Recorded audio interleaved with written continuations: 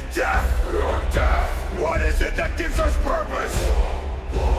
What is it that gives the war purpose? Vanquish the foes of Himmler. The heretic, the alien, the mutant, the heretic, the alien, the mutant. What is it to be an enemy of the Emperor? Is to be dead. What is it to be the instrument of the Emperor's damnation? The Space Marines, the angels of death. What is it to be a Space Marine? It is to be pure, to be strong, to show no pain, no mercy, no remorse, no remorse. What is it to be pure, to know no fear? It denies faith, heresy grows from idleness. To admit defeat is to blaspheme against the Emperor. For those who seek perfection, there can be no rest on this side of the grave. Even a man who has nothing can still offer his life. The man who has nothing can still have faith. Success is measured in blood, yours or your enemies. For the Emperor, for the Emperor, for the Emperor, for the Emperor, for the Emperor. This is all the moment. This is the hope made to the throne. This is all the Blackthrone.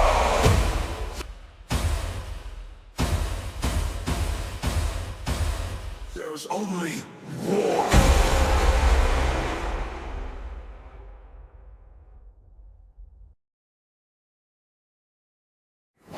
Is your duty? What is the Emperor's will? Live and fight and die. What is death? Death. What is it that gives us purpose? What is it that gives the war purpose? Vanquish the foes of Himmler. The heretic, the alien, the mutant, the heretic, the alien, the mutant. What is it to be an enemy of the Emperor? Is to be dead. What is it to be the instrument of the Emperor's damnation? The Space Marines, the angels of death. What is it to be a Space Marine? It is to be pure, to be strong, to show no pain, no mercy, no remorse, no remorse. What is it to be pure, to know no fear?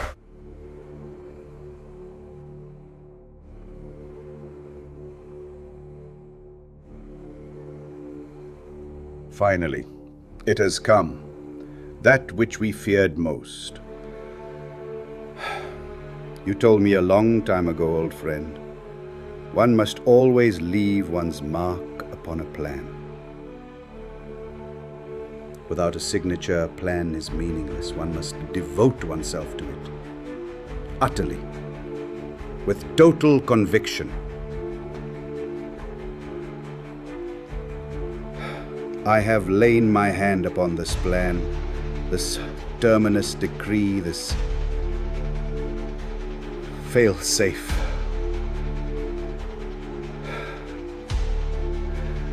I pray it will never return, for when it returns, the galaxy will never be the same again. The fires of war will have been to embers as to what is to come. My sigil rests alongside your own. We have both given ourselves to this. I offer no comfort. Make no mistake, it will return. When it does,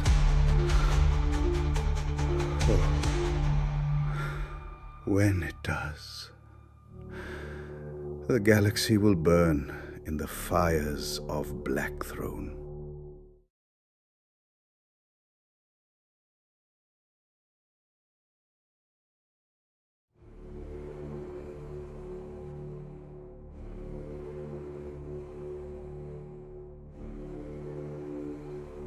Finally, it has come, that which we feared most.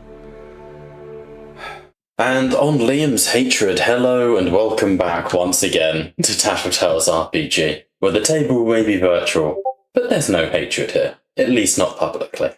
So, Lies. but there's no hatred here, and we are going to acquire Greenland. Where last we left off, we are back. Iceland. Just fucking down. America. Yeah. Oh god. Let's try to avoid politics where we can. I beg of us all. Don't worry, so does the president.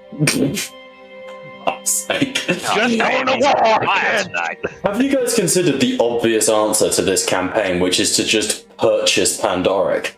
Off of the Eldari? I'm We're just setting- purchasing terror.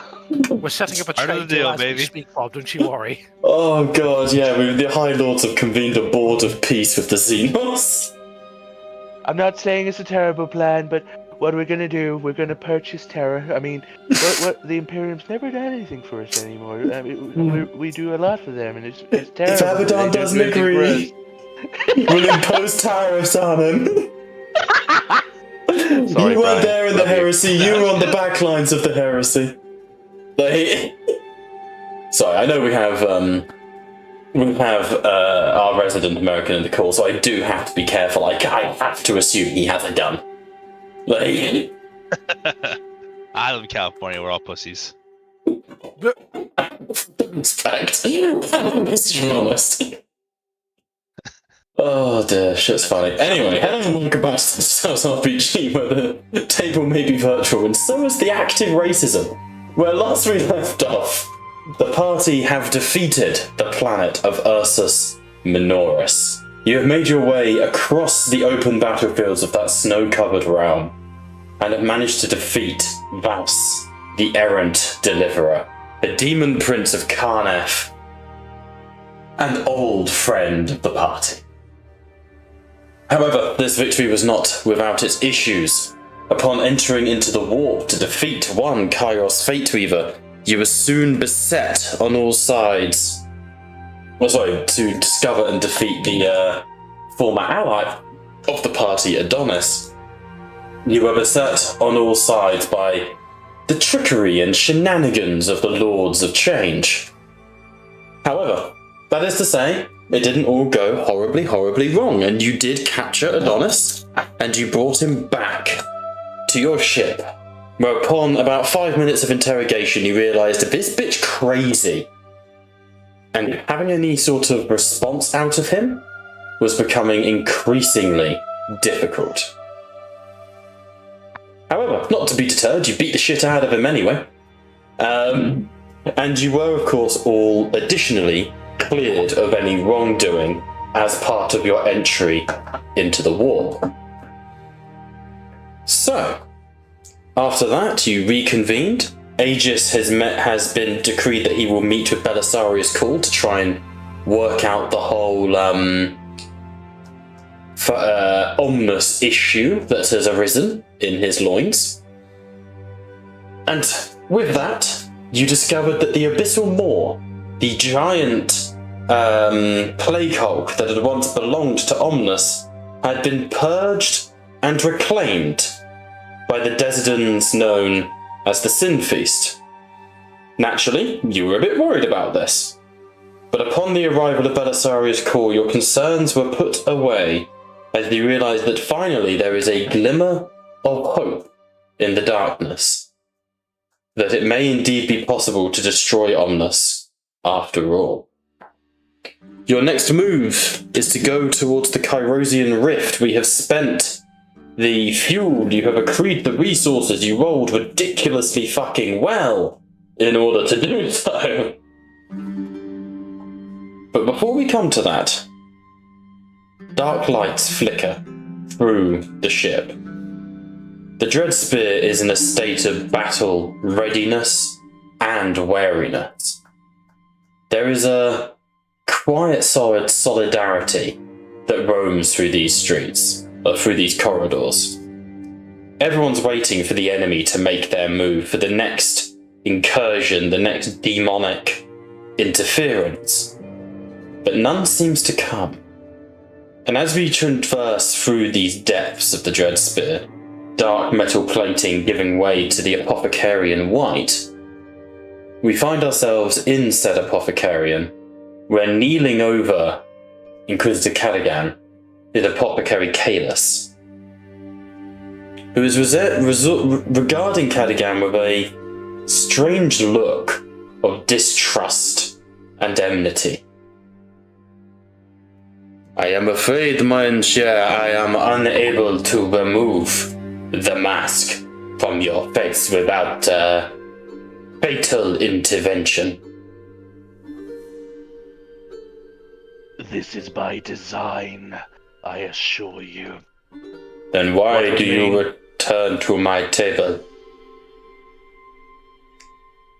My face is not recoverable, but my voice is.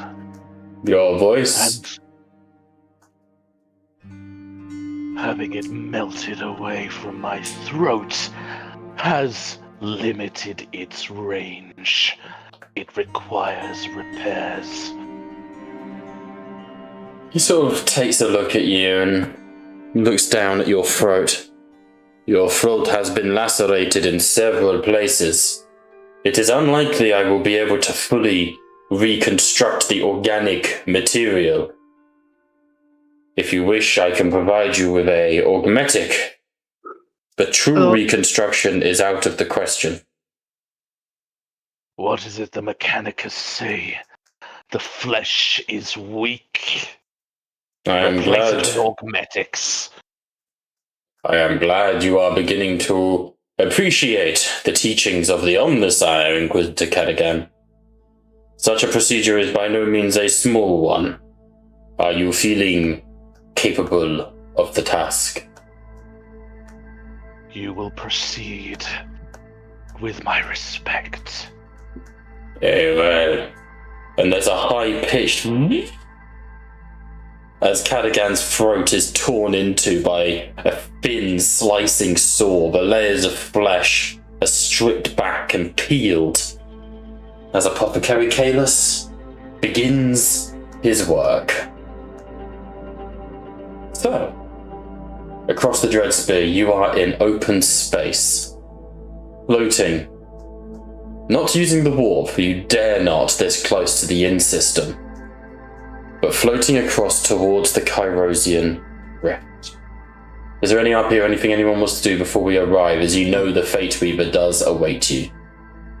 I know that George wanted to have a word with me, but that could be like, jokingly, whilst the surgery is in process, if my voice flickers, but I don't know about anyone else. I would like to do some RP with Inquisitor Reed as Midas. Yeah, absolutely. Marvelous. Any, before we come to that then, anyone else? I, Just. No. There you go, George. if there was just for me to chat with him while he's currently on the operating table, that's fine. I can work with that. Okay, and David? My one was just like, what is more so the medic's reactions to trying to patch up Sven after his duel? Because obviously he has the condition that he does. That can all be happening in the same room, if needed.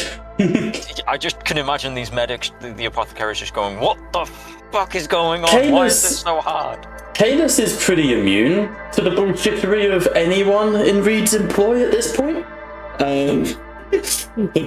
We'll come to that. Let's allow Kaleem his moment then with Inquisitor Reed, and then we'll come to the three of you, all sort of vaguely located near each other in the Apothecarian. I'm sorry I don't have a map for the Apothecarian. Thank you, I thought wife. you did. Double check, I don't think I do. When we got attacked by Callus's controlled Calambi. That should have been on the Dreadspear, also the Oathbound. Oathbound, I've got Laboratory, Quartermaster, Bridge, War Room, Training Hall, Dreadspear, Dueling Arena, Bridge, Dreadspear, Jails. I'm afraid I don't. Okay. My apologies. I can quickly whip one up in the background, but don't wait on me, you know? So, Kaleem, you would find Inquisitor Reed tending to her wounds, having recently whooped Cadigan's ass in a fight. She would be sort of sat relatively in the armoring chambers of her quarters, slowly cleaning the blade of Baal.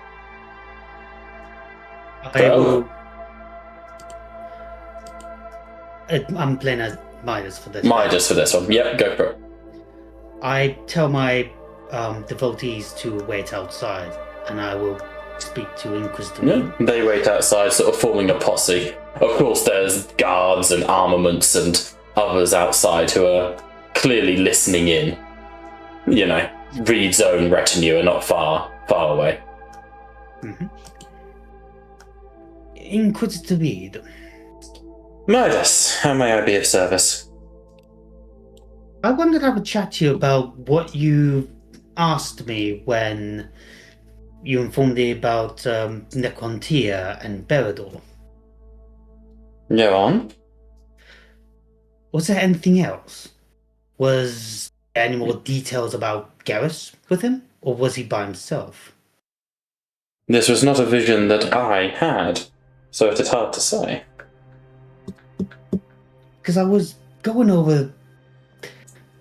Did they have any imagery of the emblem that he was wearing at all? Or did they not describe it to you? What directly are you referring to? Because I thought you were talking about the vision that I was Gabe had. referring to, like, if the party has informed Inquisitor Reed about the vision and about the emblem they saw for the Necrontia they had on his chest. Got you. I am aware of various elements going on, which are both within and without my control, to my regret. I am aware of the entity known as Berador, though his location, his aptitudes, and his abilities continue to be outside of my remit or scope. I still find it hard to believe that someone of, well, him would be with a Xenos. Jun, It is hard to believe any of us work with Xenos, Midas. I know. But he, especially. Why especially him? He is a Red Corsair, is he not? Was. Was. To my understanding, the Red Corsairs are pirates. I would be more inclined to believe that a Red Corsair worked with anything and anyone it could. But please, you're the friends of the pirates. Inform us. Berador is not that kind of person. Even though he is a Red Corsair and a rival, I do respect him. Excellent. It does You harbour sound- feelings for the enemy. Danger. I respect him as of same equal as when it comes towards dealing with chaos. And know I how knew do you eventually. deal with chaos, Midas? Eliminating it. Good. Root Good and answer. stem. Good answer. Okay. I will ask the Pure Salvation about what the symbol looked like. The symbol of the... Yes. Did they show you what the symbol looked like? The symbol of what?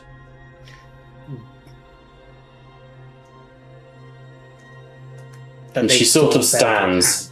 She stands and sort of spins the blade of Baal by the pommel point down in the ground so that it leaves like a little tremor of cracks in the ground. The symbol of what, Midas? had. Of the Necrontia he had on his chest. I don't think you need to concern yourself with any symbols that do not pertain to the Drukhari. If there is indeed a Necrontyr influence, or if this is vile rumour, perhaps it is best you do not stick your elven nose into it. Fair enough. I have my assets, Midas. You are one of them. How would you take it were one of my other, less trusted assets to inquire unto you? Somebody who, in your own words, respects chaos.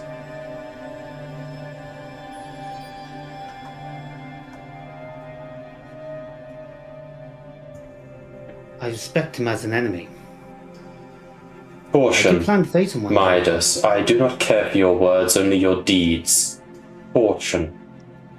You are aboard an Imperial vessel, surrounded by Imperial Inquisitors, one lackluster Imperial High Lord, and several Imperial chapters, many of whom are exquisitely fervent in their faith. I am a patient woman, Midas, and I work with many and understand the need to work with those the Imperium deem inferior. But if you use terms like respecting chaos, working with the enemy, all your blabbering and filibuster will not save you from the executioner's axe. I'm not trying to scare you. I'm trying to be honest with you. You must be wary. Yes? I am worrying. Then why do you speak such to me? For who do you think the executioner will be? Understood. But if we're speaking honestly, there is another point that I am also a bit concerned of. Midas, in what world do you think we are equals? I'm only up. Raise your concern then. Allow me to, and she sort of sits down, pencils her fingers. Allow me to act as middle management. Archaon, what are your concerns? Donis having a pain engine. Continue. Do you know how rare a pain engine is in Jukai culture? I have a base understanding of the market value of your species credentials, but please illuminate me. A pain engine is used both as an amplifier, both for enhancing Jukai and Indeed. healing. Indeed, it is my understanding that you are a species that thrives upon the pain of others. Genetically, yes. Have you ever seen a Jukai that doesn't get pain?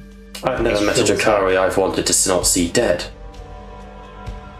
Quite. But a pain engine is valuable even to a homunculus. It is their bread and butter, it is their artwork. Indeed. To give one away would also be... I would strongly suspect, dear Midas, that Adonis, with his interesting catalogue of skills, very much doubt he got it, I doubt it was a gift, shall we say. This is a particularly unpleasant individual. He was an expert in security, control, and let's face it, we got a pain engine from that damnable Xenos on Avalos. Oh no. That was the Chaos chaps. Ignore that. That's the Chaos chaps. I still have it on me. Yeah. have it on me, Barbara. No, alright, calm down. She goes, would it be visible on you? Because they're not small pain engines. Would it be something that she can see? No, they're not. They are visible. Okay. He runs an eye over and she goes, is there anything you would like to tell me in regards to pain engines, Midas? Most pain engines have a signature. Indeed. It belongs to what coven it belongs to.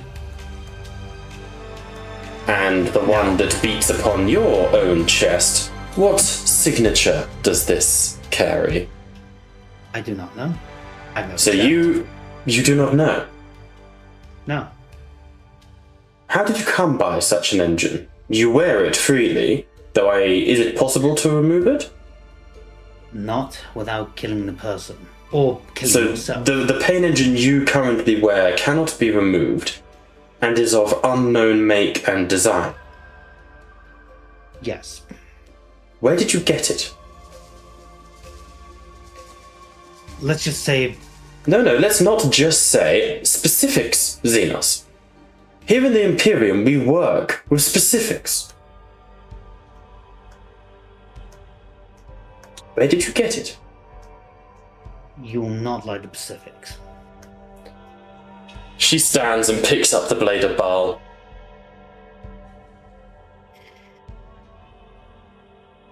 Did I stutter? From Avalos. Right. You're right, I don't like the specifics. But I like you attempting to be coy even less. So you got it from Avalos. It is of unknown make and design. Where in Avalos did you get it?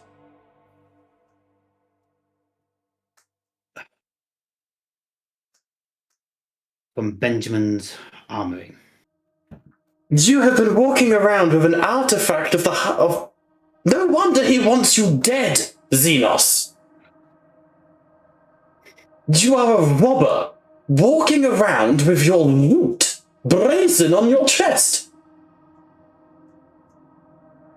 You took it from the armories of Forsholt, armories which, by the way, I had a hand in designing. But my own anger at your trespass aside, what else did you take? Just the armor. And your former co-conspirators? This Garrus? Drowds? Beredor? No. What did they take? There was nothing else. Just the armor. And Are you lying to me, Xenos? No. She sort of tilts her head looking at you.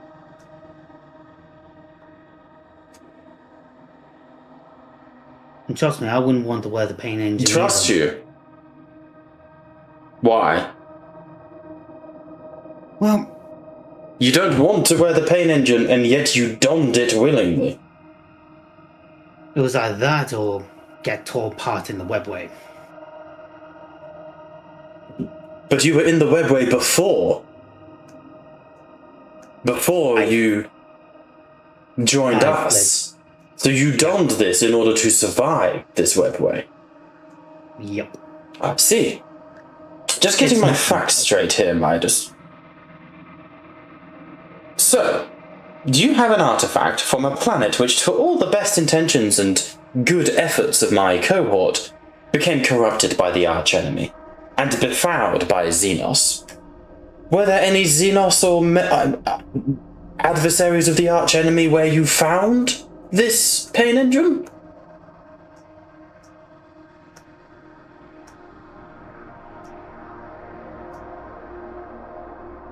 There was gene stealers from my memory. Indeed. Merely gene stealers. Mainly gene stealers. Mainly say gene colours. stealers. Archenemy not including the former allies of yours. You say mainly gene stealers. It concerns me that you specify mainly. Mainly. There was Dicarius. There Who was is one of Thanos. your former allies, I understand that. I am not speaking of Dicarius and the others. I simply wish to know if anything could have corrupted that machine in your chest. It is of unknown make and origin, unknown signature. For all we know, you're a walking bomb. Or a beacon. Oh look, Reed's cohort have been weakened. The Dreadspear has run out of ammunition. Here come the raiders.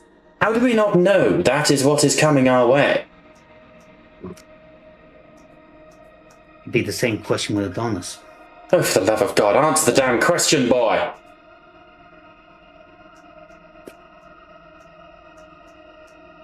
Trying to remember this actually, Bob. Is there fucking anything else on that? No, you literally took it from the vaults. This I isn't can't me remember. handing you, by the way. This is just No, I'm having a blank here.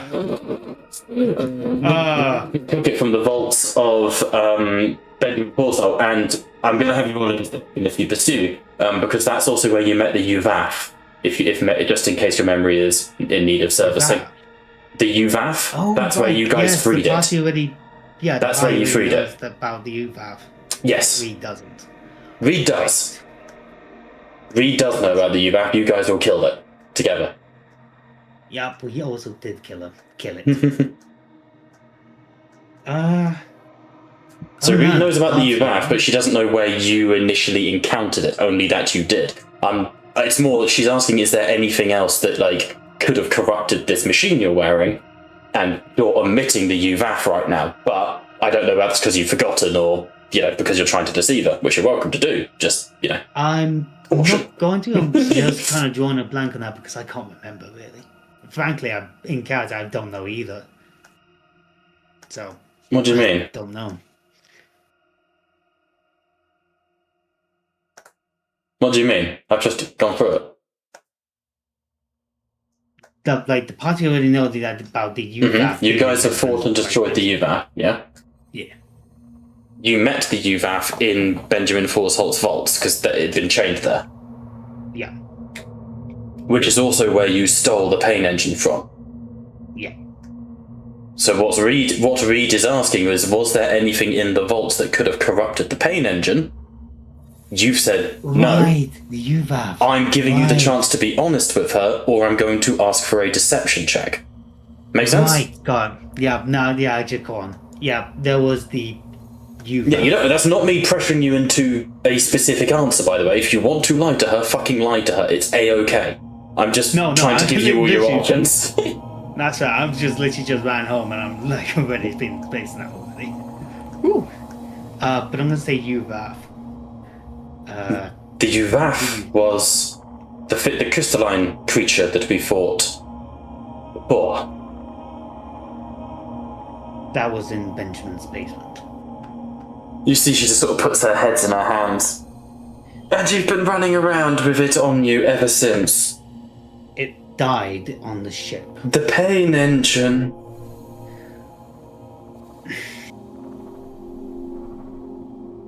Don't even want to think about my pain engine right now because it is actively hurting me. Good. Just as an out of character for memories, we didn't carry around the UVAS, we let it go. Yeah, the UVAC teleported away, went and corrupted, started doing its own thing, and that's when you guys then re-encountered it as Salvation later down the line and destroyed it. The UVAC is gone, at least. that you can say with confidence. The UVAC is dead. But the reason why I want to talk to you about Donut and his pain engine. Yes. Monsters would not give away a pain engine, nor give away or let the person go. Then I can only assume Adonis procured it through violent means. That would be... You're asking me something I do not know the answer to. When was the last time you heard of someone going into combat to get a pain engine and come back To get a pain engine specifically, I don't know. When was the last time I went to combat? About 40 years ago. Why is this relevant? How the hell did you get out? I bargained. Your people are detestable, but at least you're rational. I had people spare, and your people had stuff I needed.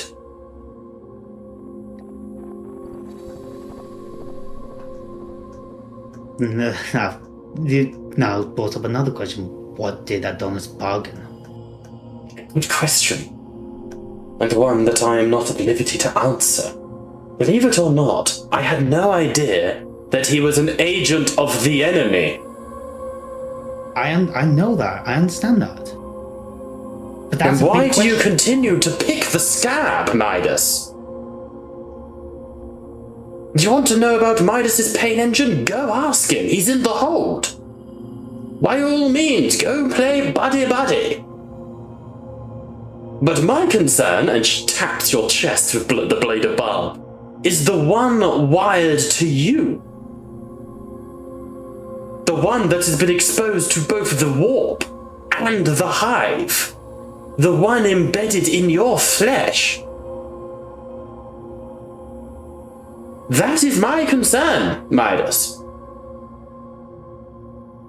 Is there any way, to the best of your knowledge, that you can troubleshoot this engine? Not without a homunculus. And trust me, you do not want to meet one. I don't trust you, and I have met them. What do you take me for? I am 317 years old. And I am your superior officer. Then we need to get a homunculus. We do not. I am wasting no time, no resources upon this. Do you understand? We are in the warp right now. Yeah, I do. Do you understand? We are fighting She Who Firsts. And the Yes, Blood... I do. The Blood God? The Blood God. The Blood God. The great god of blood. And the blood god. Do you understand that we do not leave Ursus in death or in victory? I Where understand are we that. going to find a homunculus? Shall I say pretty please? No, that doesn't even make it better. I'm aware.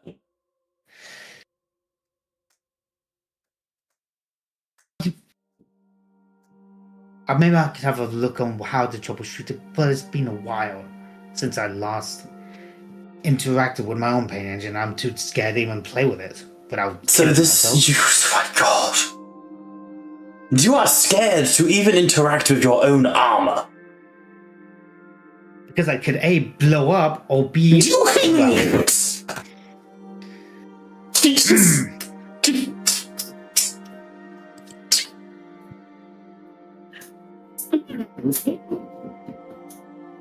Either way, I think the best... Either way, I think you need to get closer to look at Adonis's paint engine. She just stares at you. Get out. Go speak with Beta Rho and see if he is willing to touch you. If he is unwilling, beg Nemeth. If both are unwilling, please return to your quarters. You will find a brace of dueling pistols. Take one into your closet and blow out what remains of your brains. Get out. As soon as you get up and walk out. Reed collapses on like the side of her armchair and just head in her hands. He can blow up. Yeah. I'm not going to fucking Commonwealth. This campaign does not need. Road trip. No. Road trip. Road trip. I'm not road tripping Commonwealth.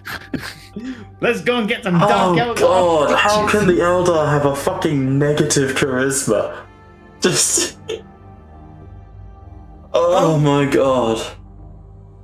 I mean, charisma was never always their strong suit. The torturing, though, that tends to be their thing. Yeah, I mean, Reed let's feels go. tortured, that's fair. Yeah. The suffer engine. Honestly, I feel like I should heal Midas a bit for the fucking suffering. You Like... know what? That's fair. I'm down for that. Oh. Fuck me. But generally, I was trying to tell her that the pain engine can be potentially tracked. Yeah, that's what she's terrified of. You're wearing one. So is Adonis. Yeah, she's more concerned about yours. You're actively with her. Adonis can be fired out the airlock. That is also true. You've been walking around in-game for months. What is essentially a beacon, a bomb. Like her comment of the moment we're weak, raiders will be upon us. That's a valid fear. The only way they can make this was this was accidentally broadcasted in like basically an entire like No, for this. The fact of the matter is that's another situation where Midas should die. Like, the best solution to this problem is kill him and destroy it. So, for the sake of Midas, that was not broadcast across the ship, because there would be... I would assume, like, at the very least, Ambrose would send a cohort of melters to him. You know? I'm not saying either which way that there would be an Order 66 Hunt the Xenos situation. Run. It's not going to be a peaceful resolution. You know? I think, oh my god, that's some funny shit. Just from the perspective of like looking at potential explosiveness, like as a player, I'm having flashbacks to an Orc campaign. Cadogan, as a character, he wants to live. Well, this is why Cleansby, Midas is being asked to go. What's the word? Like, to one of the engineers, someone who can look at this. You know? No, I'm saying as a character, Cadogan wants to live. So don't tell him. Do not tell him that. Yeah. Yeah. Yeah, but I might take that advice and look for Calypso. You're still welcome to go speak with Adonis and try and work out what his, what his shit is. Because that was, what Reed suggested you do. But I strongly recommend speaking with Calypso and trying to get that sorted. Yeah, I'm gonna do that first and then Adonis. Or have a Calypso perform it on Adonis to see if we kill him. That could be fun. And kill Adonis, one of your best assets? Strangely, out of the warp, you get a voice in your head, Midas. If you have somebody try to detonate a pain engine on my vessel, I will detonate your soul. Good point. I'm gonna go and find Calypso first. Sounds good. We will come to that then, because obviously Calypso's office is next to the Apothecarian, so we can bring everyone together a little bit. So, as that's happening in the Apothecarian, who wants to pop up first? I'll give Dave the opportunity. Alright, Dave, take it away.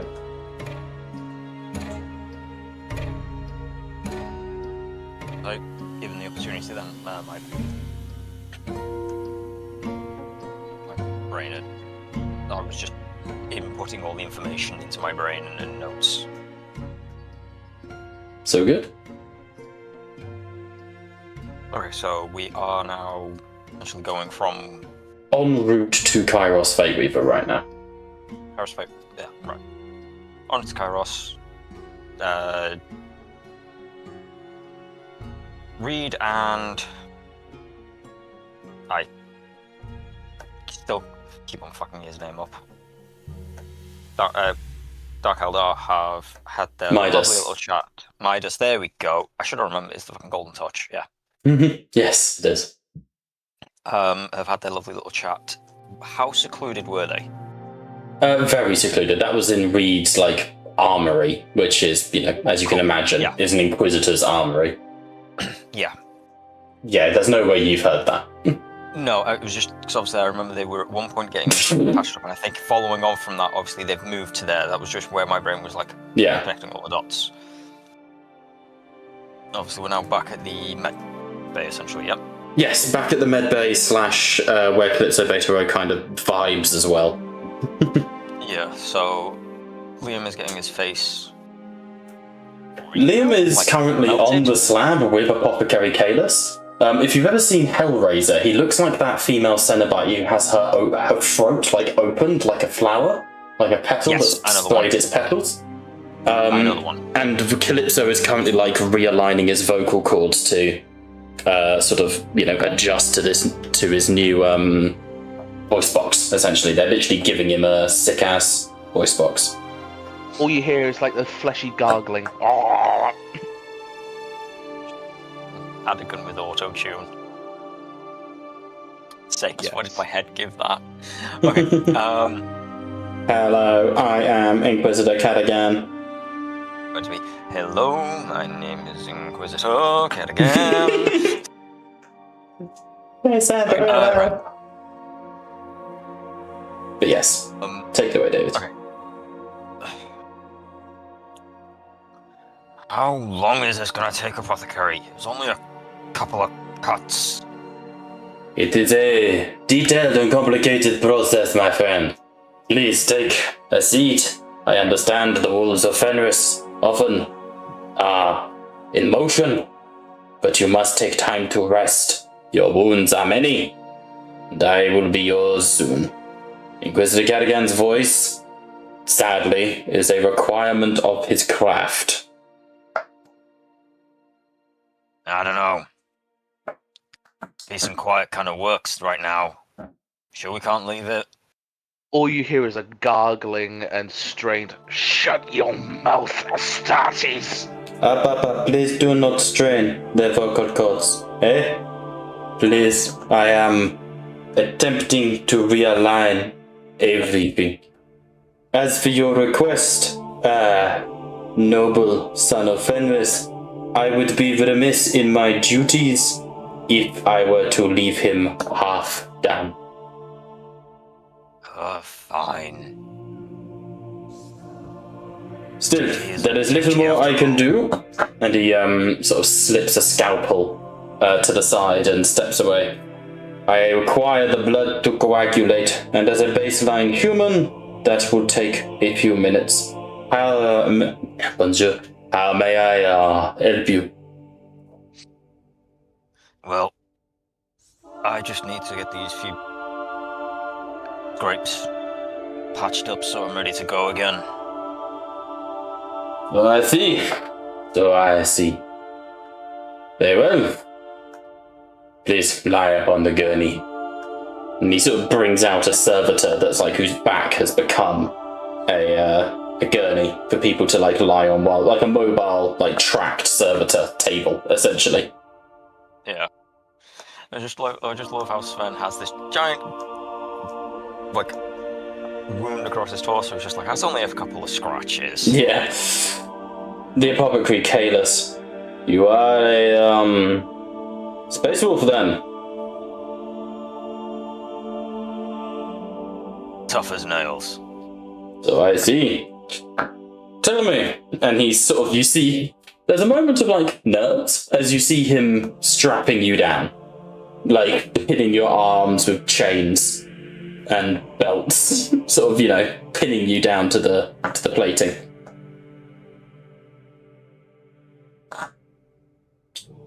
You need me tied down. Why, apothecary? I have met too many space wolves. Please, do not be insulted. It is a precaution. Nothing more. Alright. And he sort of tightens it so you can't move.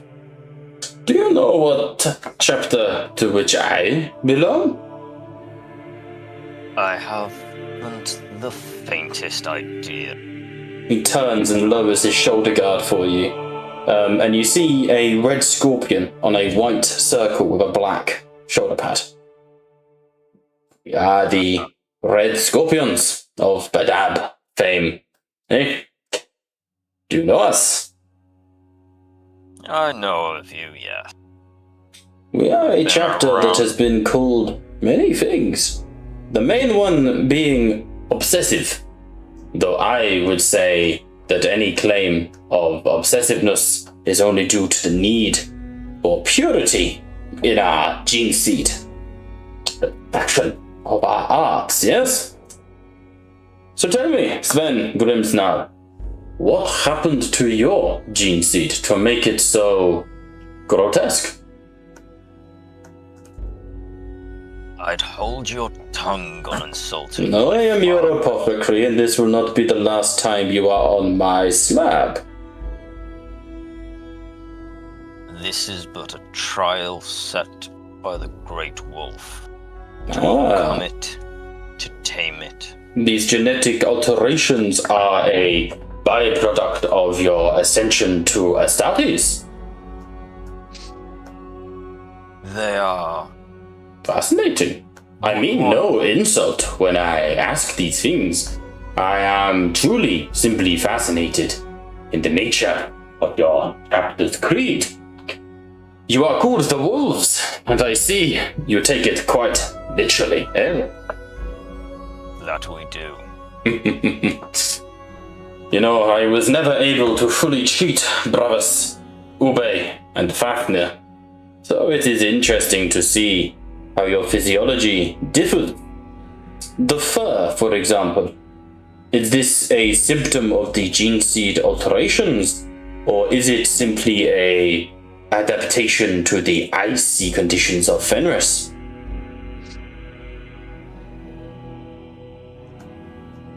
I would most likely put it down to being a bit of both. A bit of both. We are known to have thicker skin as standard of an Astartes, tougher. He sort of, you see him squeeze your arm as he's like popping a bullet out of your, popping a bullet out of your wound. And he goes, I can see you are thick-skinned to say the least. Most impressive. It's almost like you have a secondary black carapace. I would just put that down to age. I've been on many a battlefield.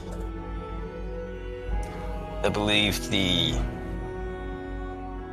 standard Terrans would say have their smiths, their hands become like leather. Calloused and burnt through forge fire.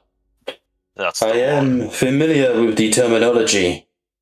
Brother Bopan was very eager to divulge such witticisms. Did you ever get the luxury of meeting Brother Bopan? I don't think I have, or if I have, merely in crossing. He was a salamander. He was a salamander in the employ of Inquisitory. A brutal but zealous man. You would have liked him, I think. And he sort of tightens up the band across your chest. This is going to hurt. I need to remove this fragment and shard of bone. Just do it. Pain He is continues. another thing I'm used to. He sort of pulls a long, like maybe half-meter long, thick shard of like chitin out of your chest, where it's made itself home. In. Yeah, snuggled in. Ah, well. I wondered why my insides were feeling itchy. If you have itchiers on your insides, then we have a greater problem, I think. That is not a good thing. It's probably just rubbing up against things. It's fine, it's gone now. It would appear that you have a plague bearer's claw left inside your sternum. And as he rips it out of your body, there's a and then it dissolves in the air. In return, he goes, 17 seconds to deapparition. The warp is saturated here, as we know. So, you never met Brother Vopan. And he continues working on you. Do you know what happened to Brother Vopan? No. If he was in Reed's employ, I've only just recently joined Salvation. You are the newest member of Kill Team Salvation. I was a member of Kill Team Eulogy. And them who came before you, Kill Team Epitaph. Brother Vopan met the same end as so many others, including your own brothers, Fafnir and Ube. And he died, brutally, in service of the Emperor. Then he performed his duty to the last breath. Indeed he did. The last breath of his flamer, I think it would be fair to say. Like I said, a man of zeal and beautiful, beautiful artistry of war. However, that was not the last time we saw Brother Vopan. No. We saw him sometime later, in the form clad in black, blazing with flame. With him was your brother Fafnir, and the old ultramarine Nero, all clad in black and flame. What do you think happened to them, Brother Grimsnow? Legion of the Fallen. You have heard of the rumors? Did? Yes. The Legion of the Damned, as they are so eloquently named. I wouldn't say they're damned. I don't particularly care. They can still perform their duty to the Indeed. Emperor. Indeed, and that is all the Emperor can ever ask of any of us. But what I am getting at is you are an individual with extreme zealotry in your heart. And I mean that as a true compliment. However, do you feel that when you die, in service of Inquisitor Reed, in service of the God Emperor's own son, do you think you will return as a Legion of the Damned? Do you think Hard you to are say. worthy of that? I place no worth in my own life such as that. My duty is what will determine if I am to join them in eternal combat. Your aspirations to engage in mortal combat are excellent. However, what I am saying is that those who are of the caliber of salvation often return. If you are not up to that caliber, if you are not of that devotion, Brother Simsnal, you will be found wanting. Only time will tell if I have truly earned my place alongside those who still fight after death. See that you do. This will not be the last time you are on my slab. I would like to know that I am saving the life of a Marine who is worthy of it. And he sort of pats on your shoulder. I was done 2 minutes ago. Well, welcome to Get Up and Roll.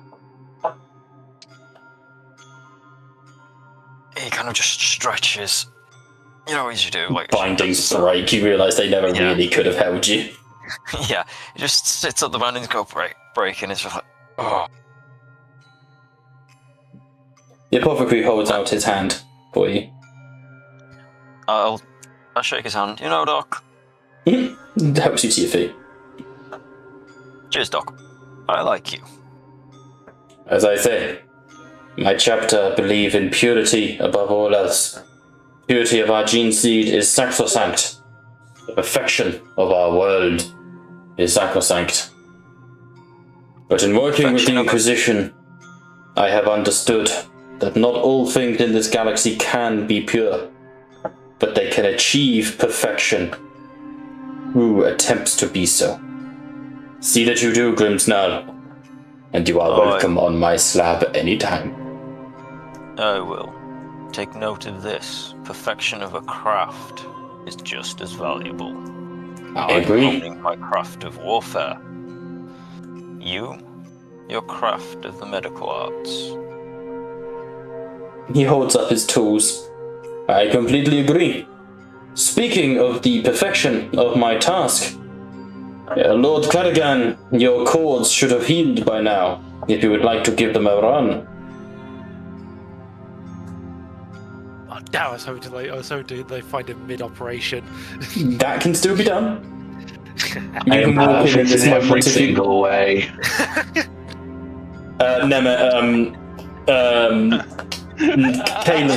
Kalis turns your voice off as Ryan enters the room.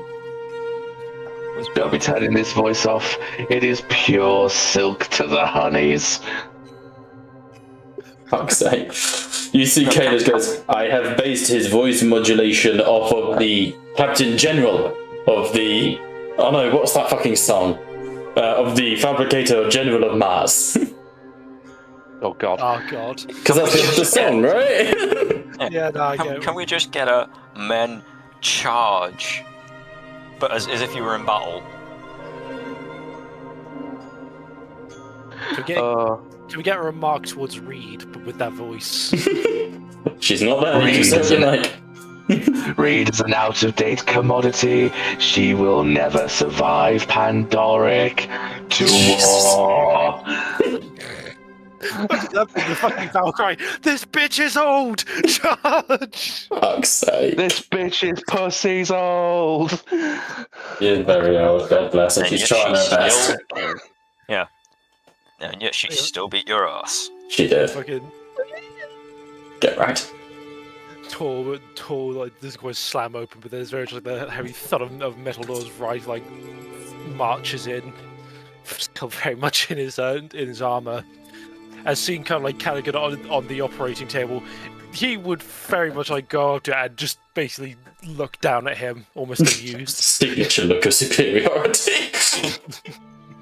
Cadigan would look up at Ryan, almost that still clean arrogance of an inquisitor, but with a very much a metallic and more grudgy edge. I would have thought you would have at least put a prayer forward, Chaplain. Or is that not on the menu today?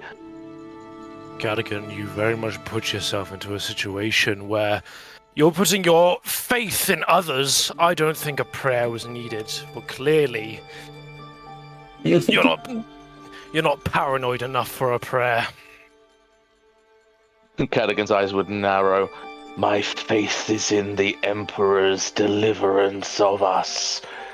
No further questions are needed. And my scalpel, let us not forget. I like to think a prayer is not entirely needed, eh? Apothecary, you sate your skills as if the Emperor guided your blade. I could hope for no better. Glad to hear it. Still, your new voice is operational. I am glad to have been of service, Inquisitor Cadigan. Maybe when you are High Lord you will remember us little folk, eh? Quite right, although you are 3 feet taller than me. I wasn't referring to me. And he pats Ryan on the shoulder. Now, to business. I am going to go treat the injured. Slowly right. looking at Kalis as he walks away. Kalis gives you a wink. And a fucking comment. Kalis has been with you since the start. I know, but fucking Ryan still has basically got to stick up his ass sometimes. That never stopped. That's Taking fair. fully advantage of the bait, because below the mask, Cadigan can still see the contempt. Now what has the little man come to the High Lord for, Chaplain? Do not insult me, Cadigan. You are one crushing fist from being snapped over a table. Nice. Oh, not that sort. At least take me to dinner first, but with respect, I am in a significant amount of pain. Get on with it. So you want to be crushed by my fist, or... I warn you, Chaplain, take me to dinner first. In all seriousness, he would offer to help Cadigan up at this point. He would. He would gladly take it. As the piss taker he is, he does quite like Ryan, and still, I think that you'd be able to see in his face a little bit. He does feel guilty about detaining you. Would that be a suffice enough word? Yeah, fair. Like Ryan kind of helps him to very little effort, all things considered. Regard to this power armor and everything, but he still makes sure to be careful with it. I have observed your closeness with that of the Sin Feast. What do you make of them? They are odd, to say the least. But their logic in faith and the actions they apply behind it, one cannot deny that it garners results. And such fanaticism in light of recent events may be precisely what is required to attain victory. Fanaticism and faith have often led to the destruction of logic, Cadigan, which is what brings me great concern, especially with the arrival of the now taken Abyssal Maw. I do not trust that thing has been fully purged. Cadigan would... I assume that there is an off room to the medical bay. He would... 100%. It's the drinks. I'd guide the chaplain there as much as possible for a jacked Hold him by up the hand. roided motherfucker. holding hands. This way, brother Ryan. Don't get left behind. Now to the Crush fisting. him. Anyway, and close the door. Literally close the door. To be frank with you, I do not trust that the Maw has been sanctified completely either. Yet, you are right. Fanaticism is the death of logic. My point. That many empires within history, both Terra and in ancient Terra antiquity, use fanatics as a means to achieve victory.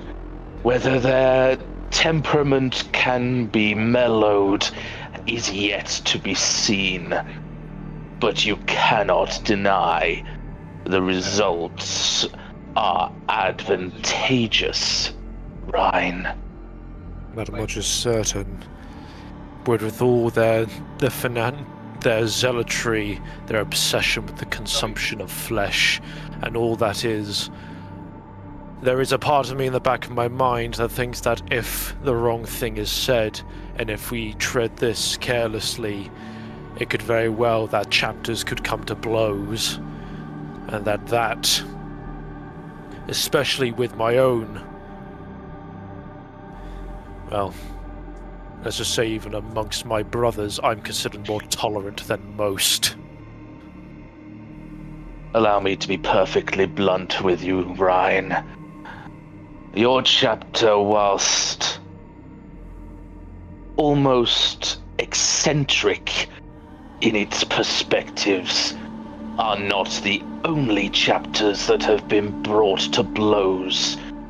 I do not refer to the heresy of previous, but every day an Astartes has a disagreement with another Astartes. It is petty, it is pathetic. And at this point, we are too few and too weak. We all fight in the name of the Emperor. All of us. And at this point, should you wish to choose between fighting for the Emperor or starting an argument with another Astartes for how they show their faith, you will be on your own. My loyalty is to the Emperor. Yours is to the Emperor. Theirs is to the Emperor. We need to remind ourselves of the goal here, not the path to it. You are almost starting to sound like a High Lord. I will take that as a compliment, and yet I still fear it. In what regard? You look to not become like that of Castellus?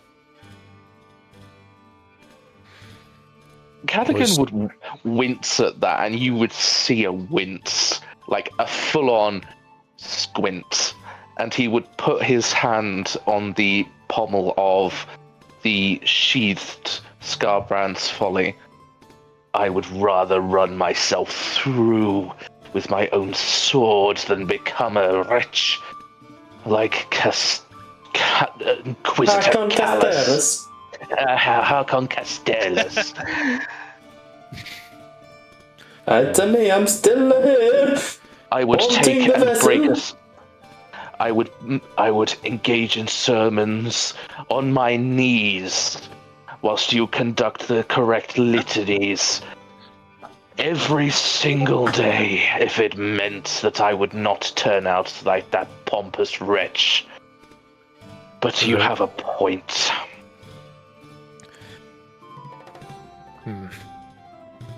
Which I only mentioned the Sin Feast because I felt that rising anger upon seeing the Abyssal Maw.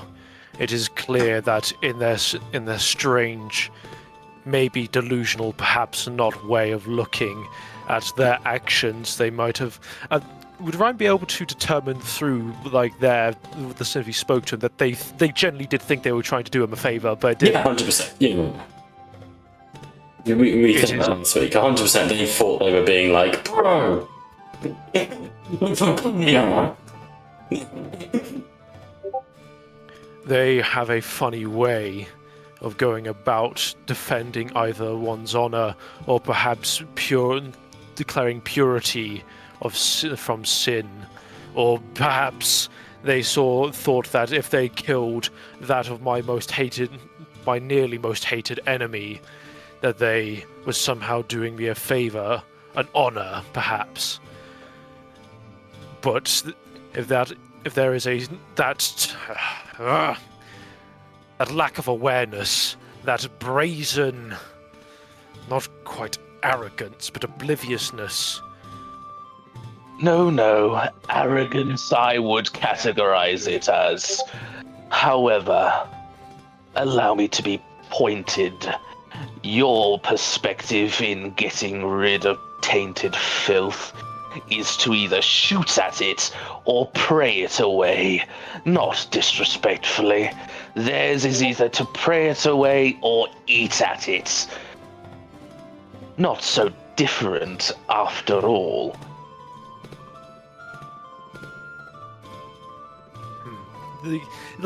Regularly looks for a moment I see that you do not fully know the ways of the Astartes chaplain, then. If I knew the ways of the Astartes back to back, I would be an Astartes chaplain. I do not intend to misconstrue my uneducated sense in all of your facets. Not disrespectfully, I have no interest in learning every single method of worship that all chapters have. It is merely service to the Emperor that is required. Service which I would not see misconstrued. We are in a theatre of war where chaos is rife, and I wish not to see their faith exploited further, as well as causing infighting, because they decided that they did us honor. I'll be keeping an eye on them from this point forward. The Abyssal Maw is just a realization that I forget that not all chapters obey to my same creed, that they are not to my traditions. I make you aware of it, so I'm uncertain whether you fully came to realize how close you were getting to them. There was reports to say that you ate your own face, Cadogan. Cadogan would, in response to that, immediately walk up to Ryan and, despite the height difference, look him square in the visor, shall we say. Do not mistake yourself, Ryan. I know precisely the reports and the stories that circulate, and they are correct. I consumed my own flesh. And allow me to explain why. How easy is it to watch the Sin Feast when you are not within it? I am closely observing them. Your thoughts on their of the advantages that chaos might take out of their fanaticism is not lost on me. Be reminded that I watch as a job for heresy. You are not. Well, yeah, true. You're Auto Malleus, not. Anyway. Auto Malleus, yeah. I will amend that then. No, it's alright. It's alright. It's me being petty. Fucking rude. Stay in your lane. No, that's fair. I want Aegis in at some point during this, because I feel like Aegis is just in all these conversations vibing in the background. Aegis like staring in the wall. Aegis, how long have you been standing there? Aegis just plugged himself into a power socket to recharge his armor. There is no Blair Witch. You do not have to stare at the corner. Do not forget yourself, Chaplain, in that it is my role within the Imperium to identify the presence of demons and expunge them. And I will do so if it infects the Sin Feast, if it infects the Ultramarines, or if it affects the Dark Angels. I watch, and I watch the Sin Feast, because I am aware of your concern as they are mine. But one concern that eludes me yet still is, and he would soften his voice, is the constant fanaticism and my concern that the wits of my counterpart, Reed, slowly leave her. She becomes consumed with Pandoric and is becoming at the very obscure border that could be inferred to as heresy, which could be a danger for her, given the presence of not only Primarchs, but loyalist Astartes, not only to her, but the Emperor exclusively. I would like for always gonna scan about the room. Not that he doubts Callaghan took him to somewhere quiet, but he's looking specifically for any kind of listening devices or any kind of thing that Make a broadcast. I need to check. I'd assume, considering this is a medical office and doctor-patient confidentiality may be a thing in the 40k universe, but yeah. Give me an investigation check. Just spot Aegis in the corner. Can I make an assistance on that? I can give an assistance on that, yes. If I am there, I would totally be on the side of not trusting the Sin Feast, by the way. Nice. But your cousins. How many dice do I add? That's why I don't trust them. The one. Yeah, fair. Oh, a nice pull of 4. Let's fucking go. Could I? Oh, do you want me to roll the investigation instead? Because I have 8. I guess. I'll allow either. I have 6. I do beg your pardon. Could but I have more. Could I argue for? I don't have any particular training in investigation. I'm willing to give at least at least 1. But can I argue a point of using my Astartes implants specifically because I'm trying to listen for perhaps any... Yeah, I guess Astartes implants will give you a +1 die. That's fine. Yeah, so if I want to sustain him, can I at least give him 1 dice for Because it's also the armor would also have inbuilt anything that scans you, listens to you, senses you. Yeah. Good. So at the very least, I'd give Liam at least 1 dice on this one. Sounds good. What is your DN, my good sir? DN 4. I will be using my acute senses.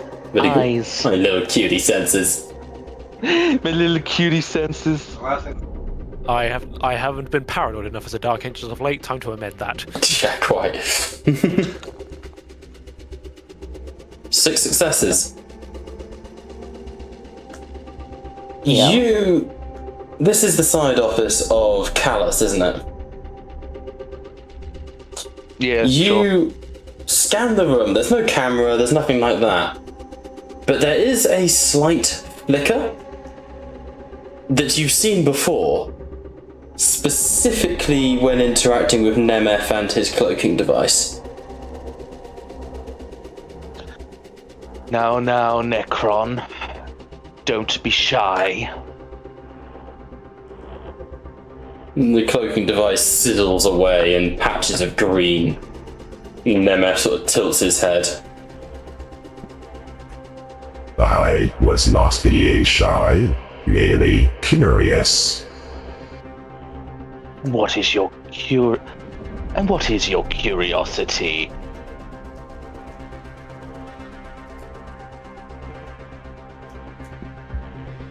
simply that your human type. You are so quick to butcher and slaughter your own. Has this been a conversation where we would butcher anyone? Merely a concern, Xenos. Concerns lead to actions. Actions lead to hatred. Hatred leads to war. A philosophy for the history books, no doubt, but none as contentious and accusing before a crime. That is a very contentious action.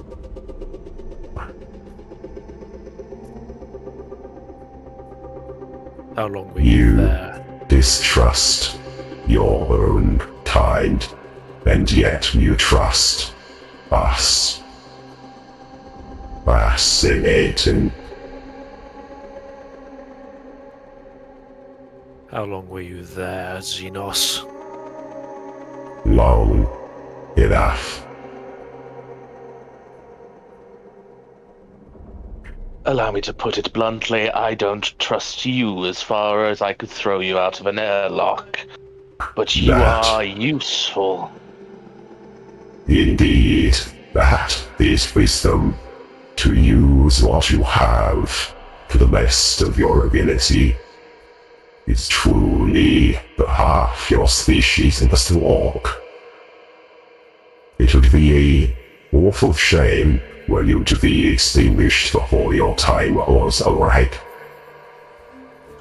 But if you continue to persistently infight with one another, I cannot help but see the same fallacies that my own species made long ago. Could I insight Nemeth on his demeanor? Could I? Yeah. I'm trying to more understand what.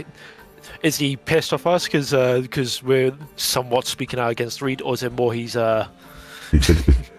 he trying to refer to?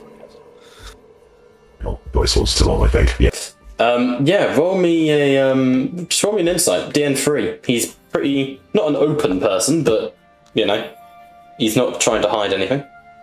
Oh yay! +2 to social test. Let's do this. Nice. By that I mean +2 to fucking DN. Burglar in there. 6 successes. First things first, you get the distinct impression he couldn't give less of a fuck what you say about Reed. He just vibes. Nemeth does. Yeah. There's no insult or anything like that. Their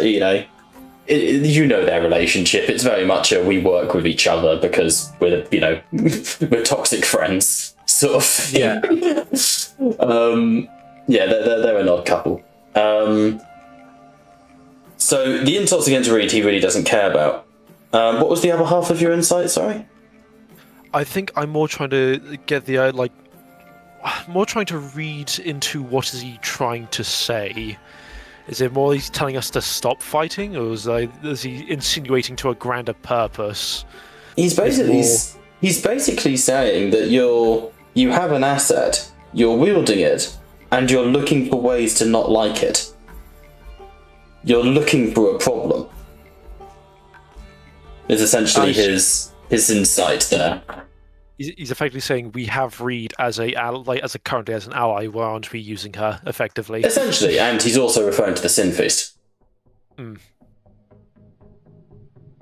Okay. That's kind of where he's at. He's kind of looking at you a bit like, are you fucking dumb? These people are available, manipulatable. Use them. Better your own ends. Yeah, so Rise is not fully aware of the inherent selfish nature of the Necrons. That one's a bit foreign to him. Yeah, and even by Necron standard, Nemeth is a cunt. Just being open. Is this trait of using one another common amongst your kind, Necron? Oh, Or is this just a trait that you inherently have? Oh, absolutely. The Necron dynasties would have conquered this galaxy already, were we not A, asleep, and B, constantly fighting each other. Ask your friend, the Drakari. He knows the truth of it. I wouldn't want to go near that thing, even if I was ordered to. That is wisdom. I was there during the dawn of heresy, the war in heaven. I was there before biotransference. The Drakari back then was simply the Eldari, but we still didn't like them very much. Terrible creatures, the Eldar, the Eterni, and the other thousands of species created by the Slan. The Old Ones. Allow me to make this point to both of you then. The Sin Feast, as I have said to you, Chaplain, are to be utilized and our allies to be protected until such a time they prove differently. Then to you, Necron. Reed is an ally until she proves herself differently. But even you cannot deny her almost single-minded obsession with Pandoric. Indeed. Is her weakness. And her greatest strength. Indeed, I do not deny it. I have known dear Valerie for some time. The woman is a textbook example of your species' failure to appreciate the bigger picture in things. She is not obsessed with Pandoric, Inquisitor Cadigan. She is obsessed with the boy. Obsessed with the thing on Pandoric. Obsessed with the Blackthrone and its emergence. She desires nothing more than that. Don't mistake a planet for a revelation. Do not insult us, Necron. Why she not? is not obsessed with Pandoric or the boy. She is obsessed with the result it will bring. Nothing more. They are one and the same. And we are under no illusion she's more than ready to become a martyr for the cause if needed. Oh, yes. She's been wanting to die for so long. It's almost a shame what happened to her sister. But such is life. A sister. Indeed. Did you not know she had a sister? Older than her. More pious. Better in every way. Left Reed all alone. Disappearing one day. It's enough to make someone go mad. Can I insight again? Is he wanting us to ask the questions? Like, No, is he wanting us to... no need for. No, he's mocking. I will say that insight, but it will be DN8 to spot awareness. Sorry, to spot something. Awareness. Can I use implants on this one? You may use implants, and Liam can help with assistance. Take 2 from me, Brother Chaplain. Ooh, a DN8 on 10 Yes, please. dice. Let us do this. Oh, apparently 11 dice. Nice. Lie to me. Don't lie to me. There we are, 10 dice. Oh, Approved. Successes. As he's talking about this, it's not a case of he wants you to ask. It's more like recollection. It's like an old elderly man recounting their favourite memory from their youth. And as he's talking about Reed's sister, his hand is gently resting on what, as a member of the Death Watch, you would recognise, Ryan, as a Tesseract vault. Does Ryan know the function of a tesseract? Yeah, as a member of the Death Watch, you would 100% be briefed in that sort of thing. For fear of becoming one. There is an inherent wariness, like, and it's like, I was here to ask, like, the question: is that right now? You could ask.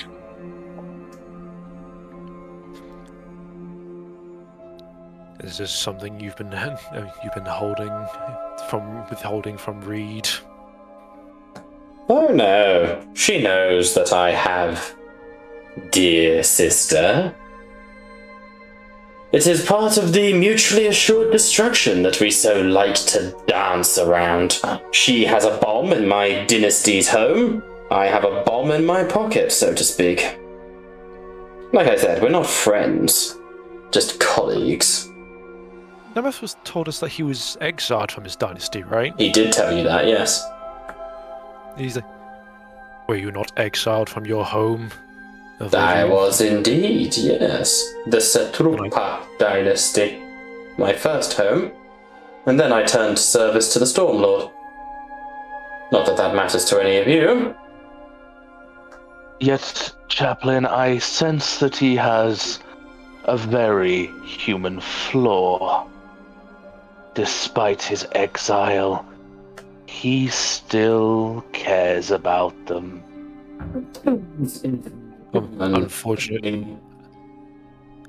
Unfortunate to many species, the ability to care was never just limited to us. I will not sit here and be insulted. I did not care for my dynasty. I wish to command them. Something I cannot do if Reed brings them to Kingdom Come. You did not come here to be insulted, Necron. Oh, sorry. Sorry, it just occurred to me, the vision that was given by with the image of the Necron dynasty that was controlling. Brian did see that, right? Yes, he did. Oh, Ryan's the one to press this. He's curious now. That symbol, I assume on the chest area as well. Yeah, Nemeth sort of gently touches it with his metal-like talons. Yes? That one is familiar. It is the symbol of my dynasty. My family.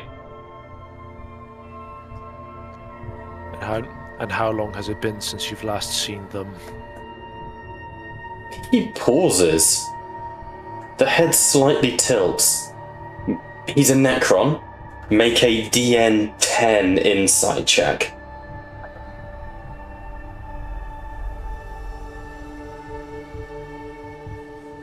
Cadigan again can assist. sorry, what check was this? DN 10 insight. As his body just goes still. Insight, I can give you 4. Nice. DN 12, dice pool 14. Nice. Jesus. I should have upped that DN. Nah, you said it now. 12. He's sobbing, but his body cannot produce it. Like, he physically cannot show grief, or even have any of it, but what his brain is sending signals to is sobbing. I have not seen the Vahol Makir in millennia. I have not walked the domes and crystal-lined labyrinths. I have not breathed the air of Aravis for thousands of years. My dynasty yet slumber. My great kings desolate in their tombs. My fathers and sons, my mothers and daughters. The people of Neveris, the people of Aravis are yet to awaken. If I recall the vision, did we see Berador? Was it on a throne himself? Yeah, it was. So, what was it made of? It was Obsidian, black, glass, the shit that fucks with the warp. yeah. Ryan, it's like he's not getting a satisfaction out of this, but more so it is almost amusing to him that somehow he's managed to press a Necron like this. But he'd go. That symbol seemed familiar, above that of an obsidian throne. Astartes sat on it. Snaps up. What? It was a mere vision. Astartes on the throne. Throne of dust. Did we see any of the Necrons walking around in that vision? You saw them immobile. You didn't see them walking around, but you saw them beginning to waken. You would have seen the Canopatech stuff chilling. Yeah. But that was when we were in Monteo's Mindscape, wasn't it? It was, yes. When you were linked to Omnus. Yeah. It was a traitor, Astartes. One, I believe, if the reports are accurate, fits the description of the traitor Berador. Berador. And you hear just pure hatred running from his voice. But he has corrupted Arabis. If the visions from this shard of Omnus within Monteo's skull is to be believed. Omnus seek to claim. Oh. And he turns and sort of starts to face away. We must abandon this crusade. We must leave immediately. If I must, I will take charge of the Dreadspear. Take me to their engines. Nemeth, you will neither gain control of this vessel, and neither will you take any action hastily. It is not a matter of haste. If this traitor has taken Arabis, then he is in cahoots. Which is a weird word for a Necron to use, I realise.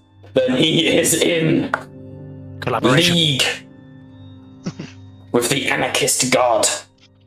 He is in league with the god of the fifth.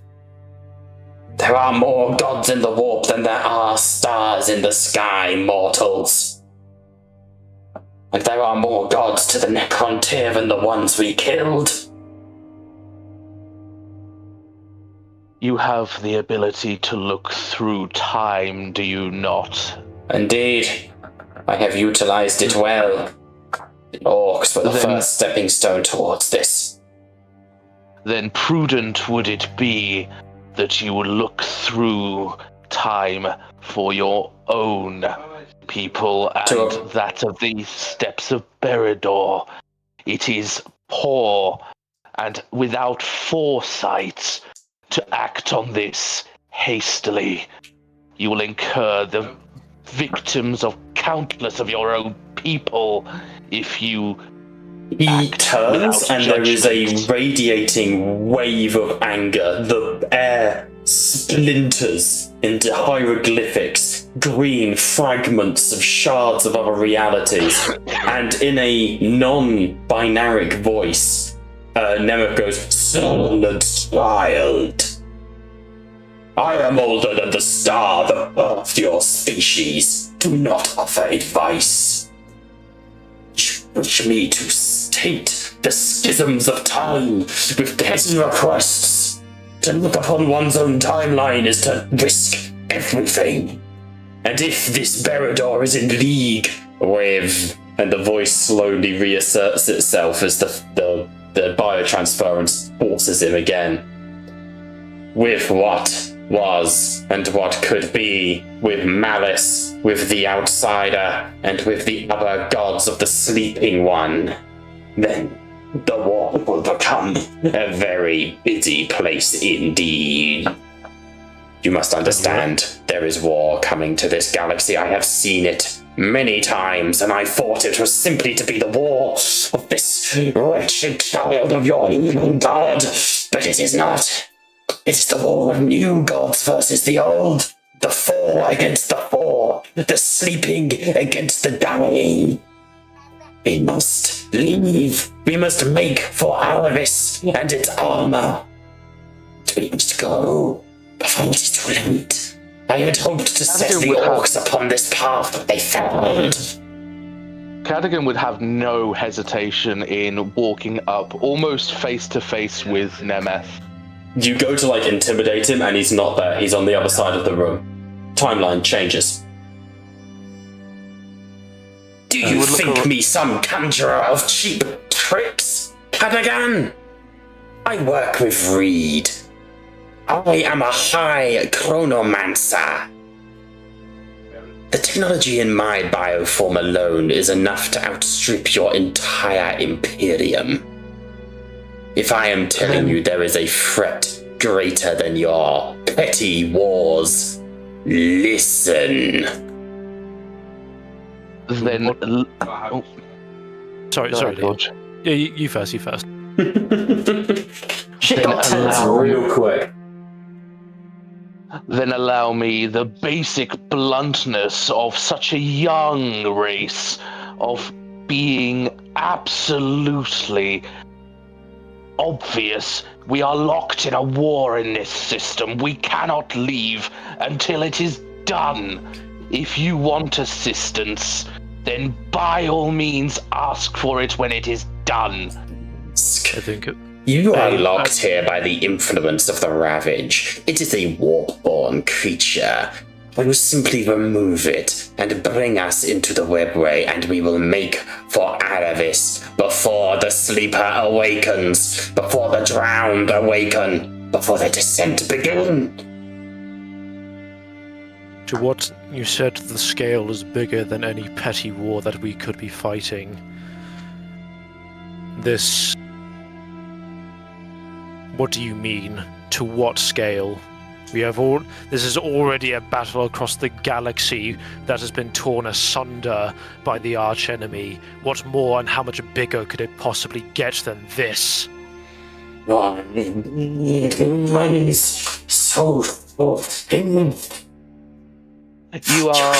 cutting in and out like a bitch. Damned humans. So short-lived. If only you could see past your own significant lives. And he displays his hand, and 4 symbols burn in the air in front of you. Really, I should make you roll corruption checks for this. The burning symbol of Khorne. The burning symbol of Slanesh. The symbol of Zeech. The symbol of Nurgle. Slowly they merge and turn into a splintered 8-pointed star. Behold the 8-fold path. The 8 that are 4. The 4 that are 1. Harnef, Slana, Nurglef, and Zenich. They are the damned gods of the warp, yes? As ever as they have been. Indeed. For so long they have been the crux of all damnation in this galaxy. The Princeling was created by the foolishness of the Adari. But what if I told you the 8 that are 4 were 8? And his hand clenches, and the symbol shatters, the 8-pointed star turning into a line with 8 spikes. Malal, the god of anarchy and forgotten.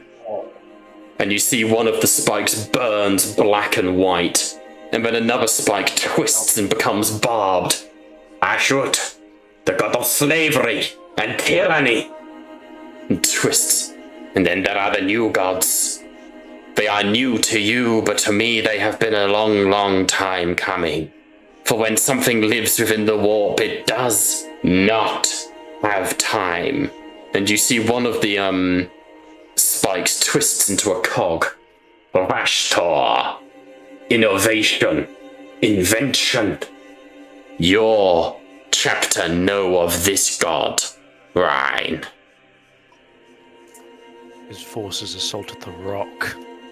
In this time he is but a princeling. But there is more. And he twists his hand upright, and you see the last spike splits into several and sort of stabs the other spikes in the back to sort of form its own symbol. The horned rat, god of betrayal.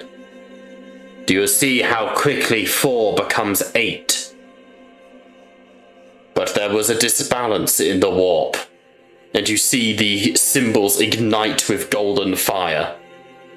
The anathema, your god emperor, destabilized the warp with his sheer existence and the promise of his existence. Time has no meaning in the warp.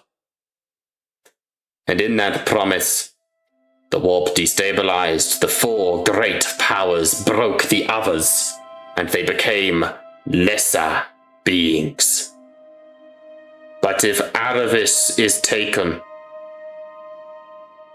if those creatures return, if the Eterni do not slumber, or fail in their stewardship, the Necron head slowly turns to look at you.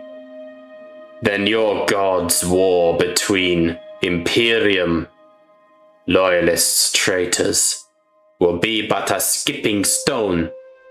The tides of carnage, the vengeance of the 4 new, forgotten gods. But on the upside, your emperor will be able to manifest more prominently again. So it all comes down to how badly do you want to see Daddy? And how exactly does all this stem from one traitor? What could he possibly do? Champions possibly greater or more ambitious than him have likely fallen to our kind before. What makes this one any different? He bows his head slowly. My dynasty, or the Bahal Makir, in the language of the Necrontyr, we are the god makers. Where so many of my people lauded the fact that we had killed gods in our time, the Bahal Makir held the key to their release. In the war in heaven, there were fools on every side, and he's sort of looking at the ground in shame. None more so than me, and my kin, my Ferak. The war in heaven, the Slan, the old ones had hoped to unleash horrors, the Eterni, and monsters like the Eldari and the Krok. We hoped to unleash monsters of our own. We would have unleashed the 4 forgotten gods. But the gates were only half opened in the final days of biotransference. Their influence has seeped into this reality. The ancestor core we now hunt is but a fragment of the greater whole. The Rashtor that broke your planet, Krine, is but a demon prince of the real god. These Skaven we have encountered, they are like the flies on the back of a beast. The true Scaveneer Demonata have not been unleashed. The warp-born rat fiends. These are but the mortal followers. And as for my part in it, I regret it much.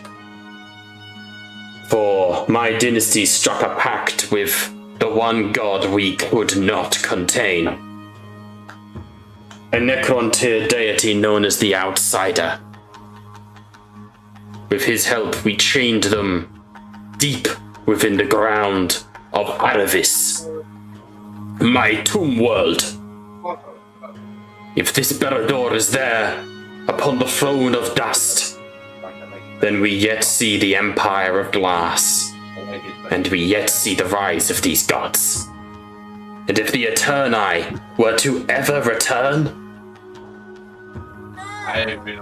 then there would be no end to any of this. And as he sort of says that, just to hearken you back to various things, you have heard the term the Empire of Glass before. It was the so-called guide that you had. He heralded from the Empire of Glass. From a different point in time, from a... Yes, quite. It appears in this case, age, in your terms, did not beget wisdom. But if things are as serious as you say, and looking to Rhine, perhaps it may be prudent to wrap up the Ursus system in an expedited fashion, pointing at Nemeth. Nemeth sort of tilts his head. No. This fate must continue as it is. You must reach Pandoric. I can see the axisms of time are spinning towards that damned planet. May, with this understanding, I simply make one beggance of you. And he holds out the Tesseract Vault. Within this, there is an army taken from your time, long ago, as well as my collateral against Inquisitor Reed. I shall depart for Aravis.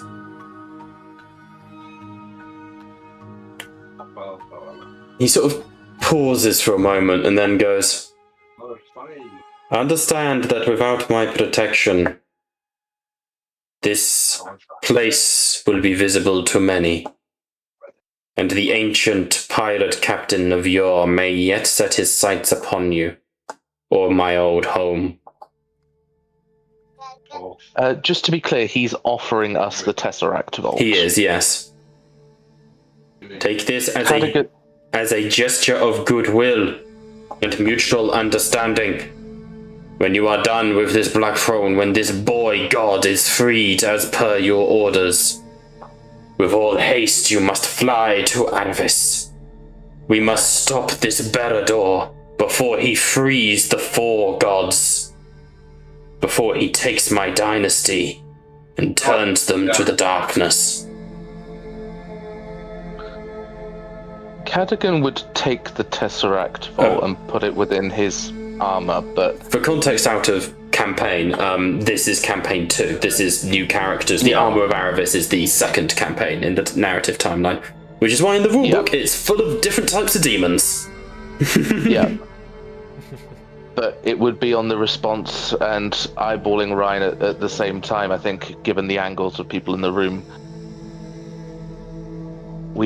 I accept this, but I am not intelligent enough, nor do I pretend to be foreseed enough to pretend that things cannot change. My concern with Reed will not end, and should it come to a point that action must be taken, do not manipulate time to a particular advantage. Things must play out as they are meant to. That much is obvious.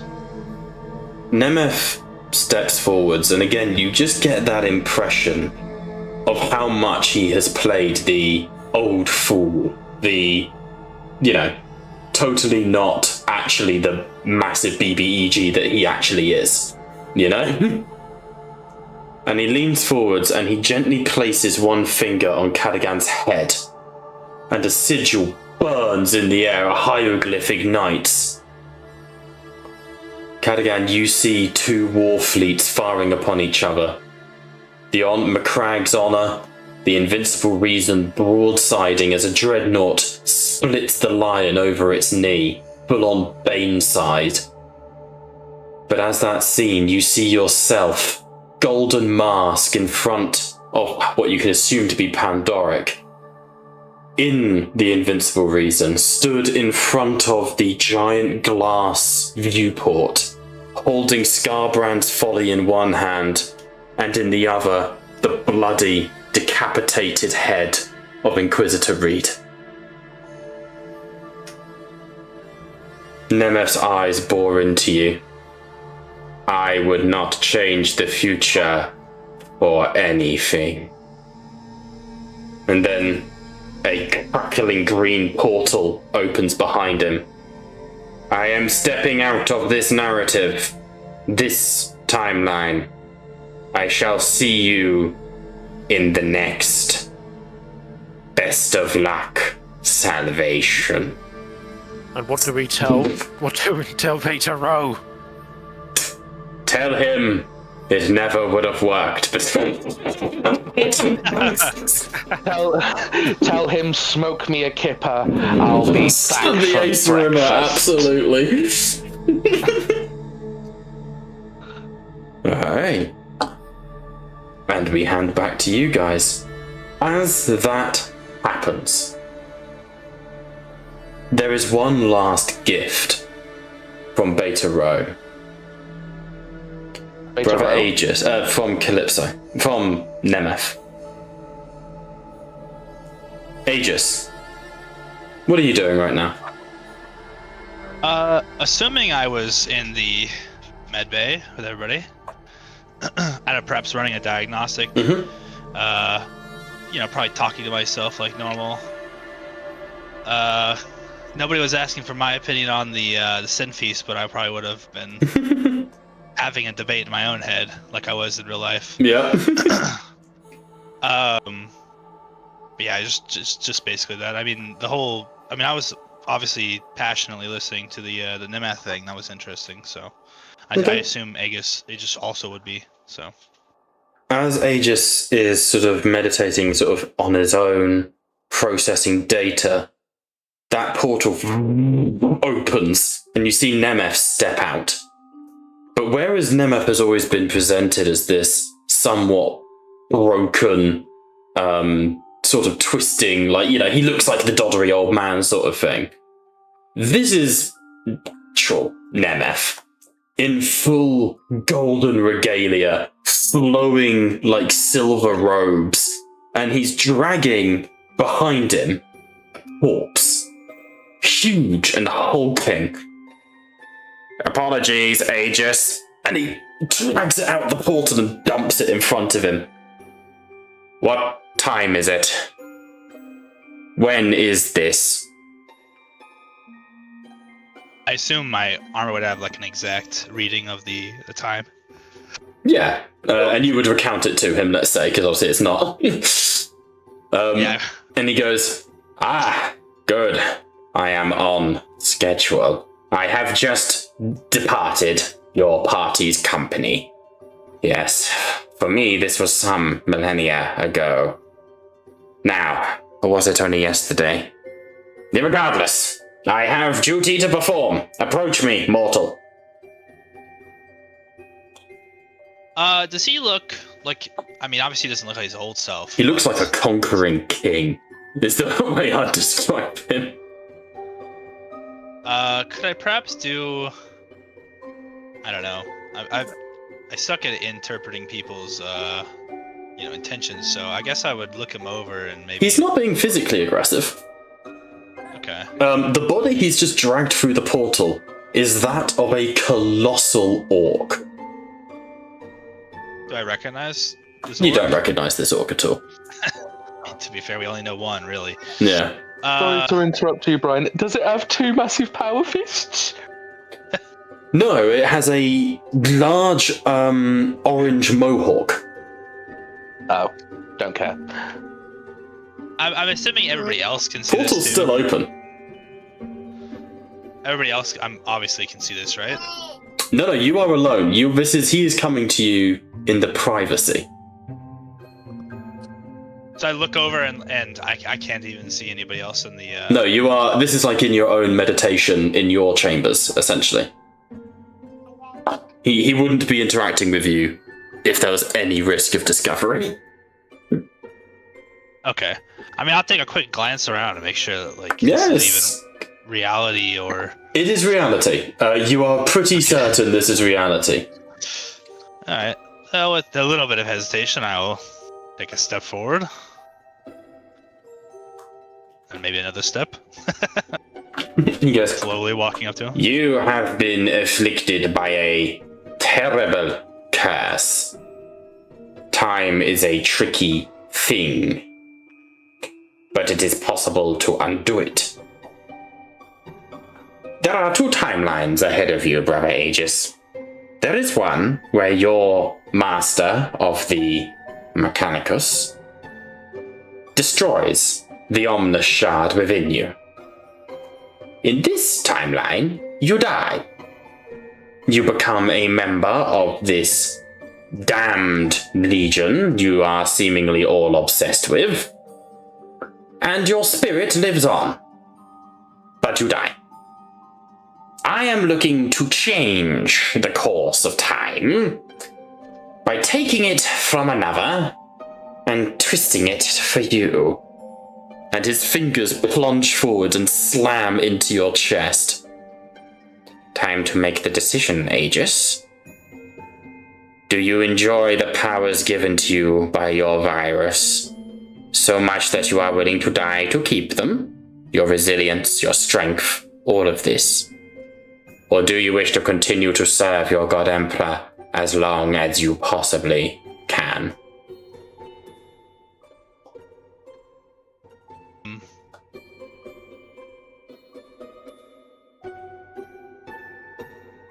Second one. So yeah. But I'm sort of unclear on the. Can you specify a little bit more what the choice is here exactly? If you go to Belisarius' call, you die on the block. Is that clear? By that he means like on the surgery table. On the surgery table. The Sin Feast have eradicated Omnus from the Abyssal Maw, but it is a fickle thing, and one method only works once. I will remove Omnus and the Flayer virus from you. I will impregnate it into these creatures, changing the schism of time so that you never contracted it, and they did. Their Xenos physiology should be able to handle this.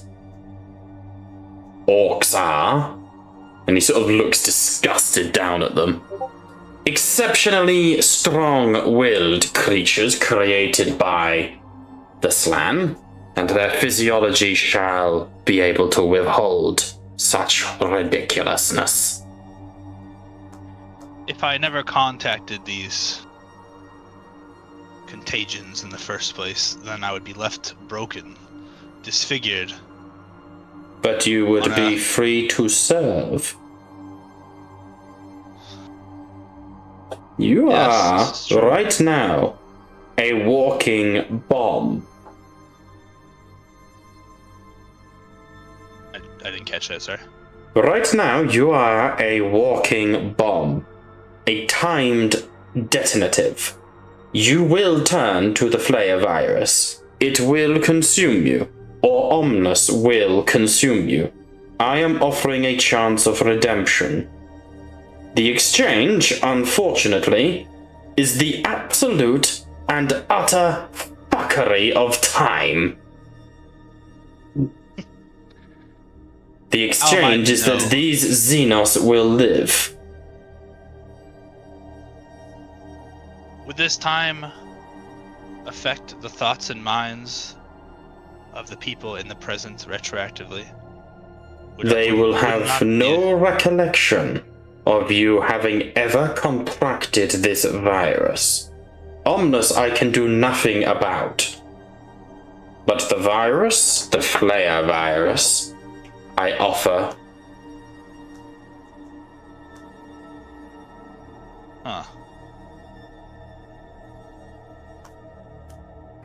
Wait. He's saying he can't do anything about Omnus? He can't remove Omnus from you without risking himself. But he can remove the flare virus by putting it in the body of this orc. And then his hope is that the orc physiology will be able to fucking tank it. Because orcs. Is it possible to figure out, like, which one of these afflictions was responsible for sort of restoring my health? Was it Omnus, or was it that was the flare virus, the living metal side of things. So I would just... You won't die, but you will be significantly weakened. You basically, in game terms, you've gained everything legally. So anything I've given you narratively, you would lose. If that makes sense. But your stats and the talents you've gained, you'd be fine. In game terms. Both narrative and game-wise was the removal of the 4 crits, so I'd be 1 crit from death, technically. There you go. You would no longer be a guaranteed death. I wouldn't be, inflicted with so much bad stuff, but, huh. I feel like, I kind of consider Omnus the bigger threat, which, is because the flare virus kind of, they're both bad, but one's sentient. Like, one is, like, really sentient, Like, the other one's just kind of a thing. I should stress, actually, it's Omnus that Belisarius Cord is trying to remove. That's what will get you killed. The flare virus will consume you, take you over, turn you into a rampaging monster, right? Yeah. Basically, he's offering to remove the flare virus by putting it into the body of the orcs, by making it that the orcs contracted it, not you. Changing the timeline, basically. Would not... Omnus, he could try and do the same with Omnus, but that's even riskier. Very funny, though. Would not Belisarius Cal still try to fix the Omnus problem? He will inevitably still try, but you would have a much better chance of survival with the flare virus not there. You've got to imagine the flare virus, like, as Belisarius operates on you, the flare virus will surge and you will turn into a full-blown flare. Okay, I think, I hope that makes sense. I've explained it terribly, but it's me trying to provide, like, a narrative out, in a sense. Yeah, I think, he's come to technically the deal was made of desperation in the first place, and it was mostly to get immediately back on his feet, not necessarily fix his long-term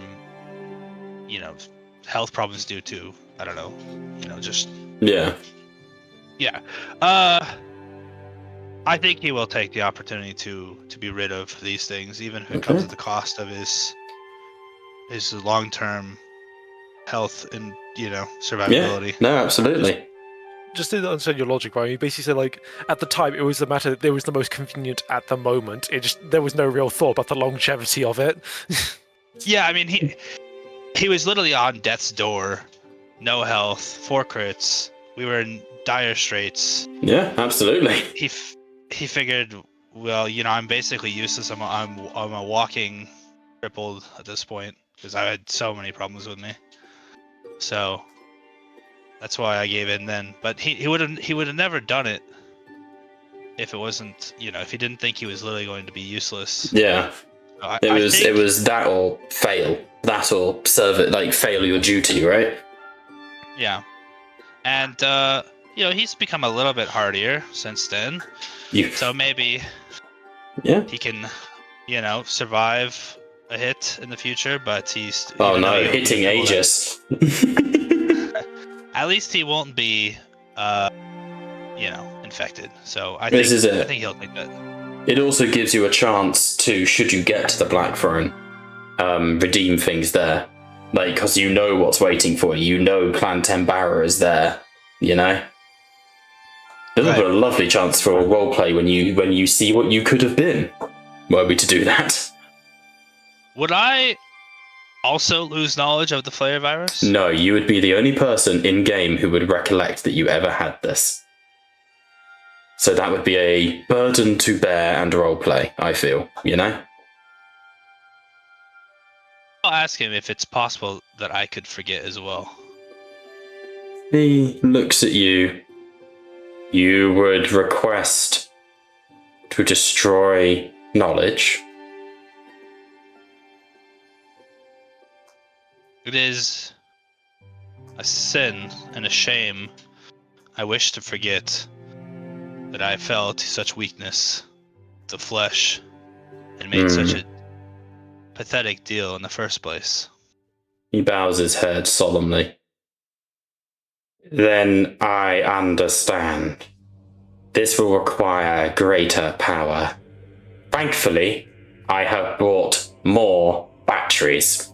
And he reaches into the portal and drags out a huge, bigger than the last one, orc, clad in yellow plate armor, with two massive power claws, and in front of you. He grabs the first orc and he dumps on the first one. This one's guns were far too heavy to bring. Alright, hold on. Ready? And whistles, and a scuttling of scarabs come out of it, carrying on them a body of an orc that is so fat it resembles an ogre, but there's no head. Motherfucker! The head is split and opened like a demogorgon roaring. And he goes, I can fix that. And he slaps that on top of the pile. And then he goes, and lastly, I think, if memory serves, and he drags in, hang on, this isn't an orc. And you would see a colossal squig lying on its side. And he goes, where did I put the... And he opens up the side. See you in a bit, David. He opens up the side of this colossal squig, like Luke in the second Star Wars film. He opens up the side of it, and he pulls another orc out from the inside. 2 orcs to be exact. One clutching a harpoon to its chest, and the other covered in blue tattoos, wearing a bandana. Right. That should do it. You're missing one. I'm missing one. Where's my ammo runt? The ammo runt, I'm afraid, is dead. No! I'm sorry. The excuse here is that orc physiology can tank this. The ammo runt was not enough. No! I'm sorry, George. I'm sorry, my brother. All you hear from all you hear from the pile is Shag Smack going, why is this tinhead disabled me? Shagsmack is dead. Shag Smack's not dead. He's not dead. Nemeth's hands plunge into the orcs, wires fizz and surge around him. That portal continues to scream behind him. Are you ready to live a new life, brother Aegis? One could say it was the old life I was supposed to be living this whole time. Consider this my final gift to Inquisitor Reed. Let this be done. He just starts screaming as green lightning slams into him, slams into the bodies of the orcs, and then he reaches out, his mouth opens, and he roars, and a bolt of green lightning slams into Aegis. Aegis, in your mind, you hear screaming, absolute petrified screaming, as the flare virus surges within you. Your armor bursts. You are no longer a humanoid. You are a biblical angel of interlocking chains and living metal, as you fill the room and shrink to the size of a pebblestone and then fill it again. Your body mutating 1,000 times in a split second. Living metal flows like water around you. Your mind breaks and twists as you comprehend the forms that you could have taken, the things you could have been. You see first the future that Nemeth's wishing to avoid. And you realise you've been conned. You see Nemeth at the head of his dynasty. You see him slaughtering the Imperial Guard, butchering them in their thousands. You see a Necron dynasty fully awoken.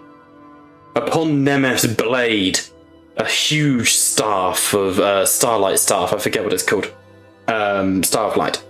You see the hanging body of an Astartes in black and white armor that he has taken as a trophy. Sorry, George. However, worse than him, you see the things rising against him, the drop pods falling, and as they hit the ground, they turn to liquid. You see Clan Tembara unleashed, with you as their chapter master, the monster of Blackthrone. You realise Nemeth would have never have won that fight. He never stood a chance against Tembara. And now, he's never going to have to. But a promise is a promise. And as your body reforms, age and time is pushed through you. Your cataphracti plate breaks and reforms, gears and pistons snap. You fall to your knees as your armor is refurbished. Your skin reknits what was little of it. Brother Aegis, I want you to roll me a d4 for how many traumatic injuries you have. Because not all of them come back. Some of them you suffered after becoming what you are. 3. So we will give you 3 traumatic injuries, Brian. That's fair. But you are pushed back in memory, Brian. Your brain breaks. Your psyche breaks. Some memories are left for you. What is on the Blackthrone? Your brothers, your allegiances, your honour. But the last thing you remember, Brian, as you open your eyes, as Aegis's battle helmet lights with Vox signals, like a wave of memory, a tide of new life. How did you get to your arming chamber? What ship are you on? Avalos is due to be destroyed in 5 minutes. You must make your way to the bridge. And why are you in a room with 4 orcs who confusedly are beginning to get to their feet? And as the 4 orcs stand, the now empty Tesseract vault drops to the ground. And I think that's where we take our break. Sound good? Yeah. Just one thing. Technically, when I was asking not to remember, I think I was referring to just the flare virus, but if it wipes his whole memory, I guess that's... You have been reset in time to a point before you contracted it, essentially. Like, before it overwhelmed you. They put Aegis to factory settings. He factory reset Aegis, yeah. The second time.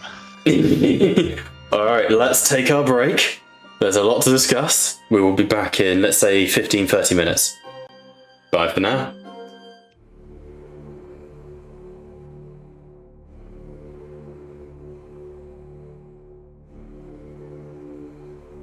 Finally, it has come, that which we feared most.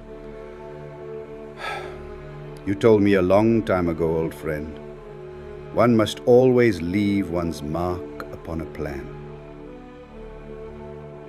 Without a signature, a plan is meaningless. One must devote oneself to it, utterly, with total conviction. I have lain my hand upon this plan, this terminus decree, this fail-safe.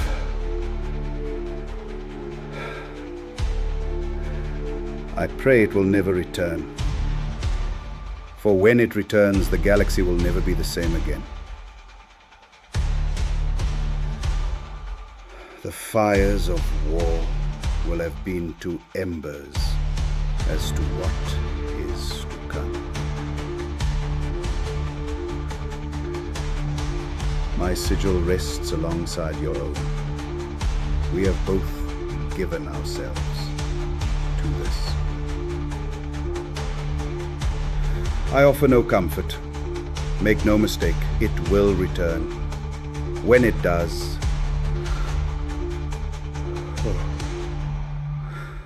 when it does, the galaxy will burn in the fires of Blackthrone.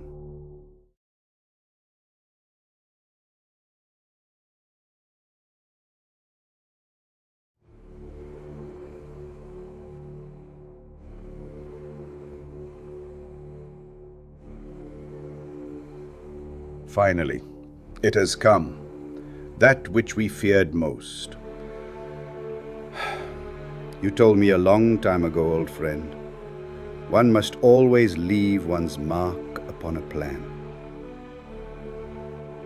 Without a signature, a plan is meaningless. One must devote oneself to it, utterly, with total conviction. I have lain my hand upon this plan, this terminus decree, this fail-safe.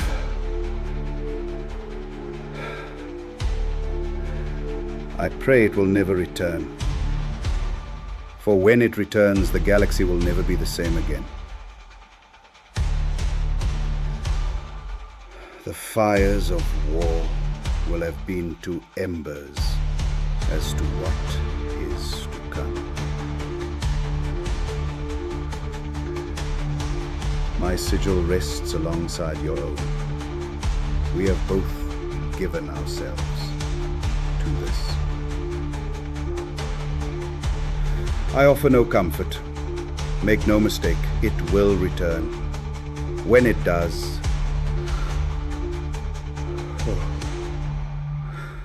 when it does, the galaxy will burn in the fires of Blackthrone.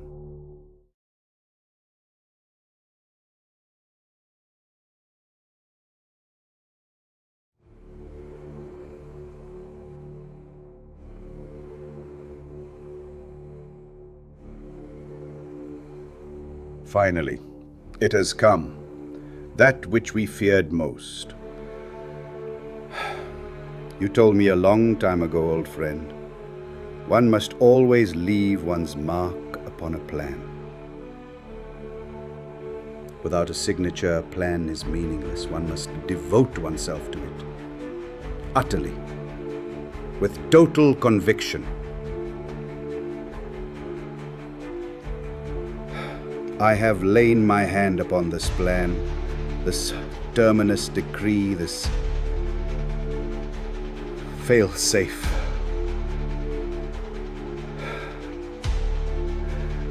I pray it will never return. For when it returns, the galaxy will never be the same again. The fires of war will have been to embers as to what is to come. My sigil rests alongside your own. We have both given ourselves to this. I offer no comfort. Make no mistake, it will return. When it does,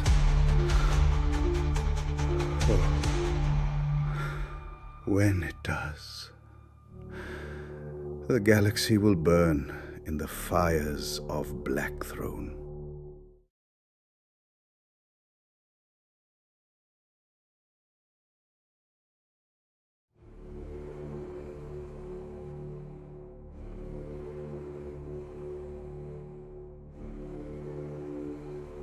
Finally, it has come, that which we feared most. You told me a long time ago, old friend, one must always leave one's mark upon a plan. Without a signature, a plan is meaningless. One must devote oneself to it, utterly, with total conviction.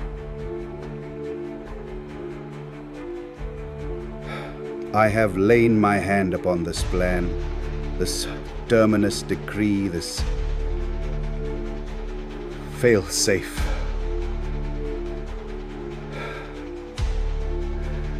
I pray it will never return. For when it returns, the galaxy will never be the same again. The fires of war will have been to embers as to what is to come. My sigil rests alongside your own. We have both given ourselves to this.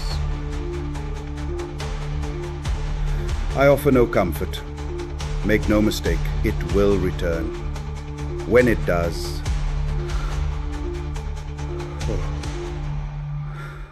when it does, the galaxy will burn in the fires of Blackthrone.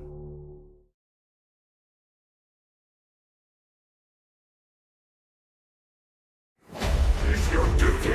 What is the Emperor's will? Live and fight and die. What is death? Your death. What is it that gives us purpose? What is it that gives the war purpose? Vanquish the foes of Himmler. The heretic, the alien, the mutant, the heretic, the alien, the mutant. What is it to be an enemy of the Emperor? What is to be dead? What is it to be the instrument of the Emperor's damnation? The Space Marines, the angels of death. What is it to be a Space Marine? It is to be pure, to be strong, to show no pain, no mercy, no remorse, no remorse. What is it to be pure? To know no fear. Heresy grows from idleness. To admit defeat is to blaspheme against the Emperor. For those who seek perfection, there can be no rest on this side of the grave. Even a man who has nothing can still offer his life. The man who has nothing can still have faith. Success is measured in blood, yours or your enemies. For the Emperor, for the Emperor, for the Emperor, for the Emperor. This is the ultimate moment. This is the ultimate to the throne. This is the Blackthrone.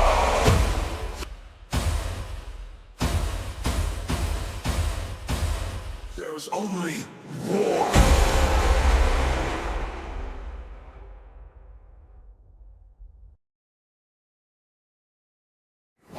Is your duty?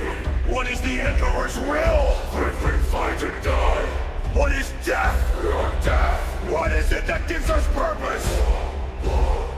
What is it that gives the war purpose? Vanquish the foes of Himmler. The heretic, the alien, the mutant, the heretic, the alien, the mutant. What is it to be an enemy of the Emperor? What is to be dead? What is it to be the instrument of the Emperor's damnation? The Space Marines, the angels of death. What is it to be a Space Marine? It is to be pure, to be strong, to show no pain, no mercy, no remorse, no remorse. What is it to be pure? To know no fear. There is an faith. Heresy grows from idleness. To admit defeat is to blaspheme against the Emperor. For those who seek perfection, there can be no rest on this side of the grave. Even a man who has nothing can still offer his life. The man who has nothing can still have faith. Success is measured in blood, Yours or your enemies.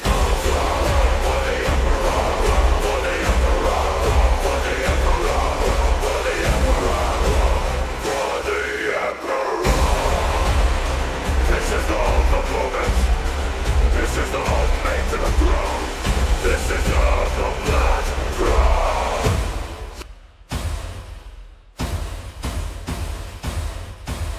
There's only war.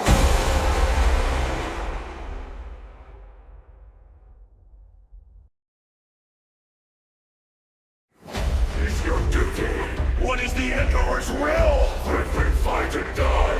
What is death? Your death. What is it that gives us purpose?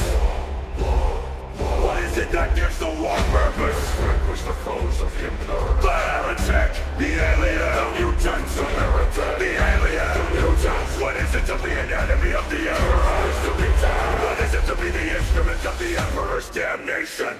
We, the Space Marines, the angels of death. What is it to be a Space Marine? It is to be pure, to be strong, to show no pain, no mercy, no remorse, no remorse. What is it to be pure? To know no fear. It is in God's faith. Heresy grows from idleness. To admit defeat is to blaspheme against the Emperor. For those who seek perfection, there can be no rest on this side of the grave. Even a man who has nothing can still offer his life. The man who has nothing can still have faith. Success is measured in blood. Yours or your enemies. For the Emperor. For the Emperor. For the Emperor. For the Emperor. For the Emperor. This is the ultimate moment. This is the ultimate to the throne. This is of the Blackthrone.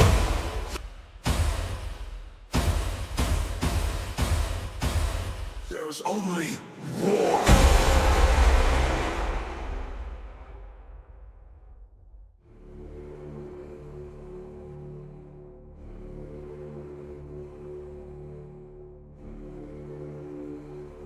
Finally, it has come. That which we feared most. You told me a long time ago, old friend, one must always leave one's mark upon a plan.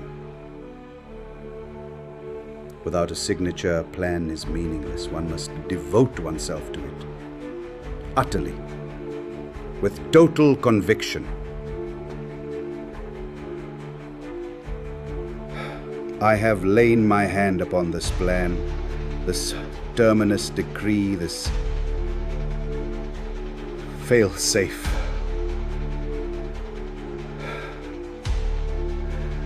I pray it will never return.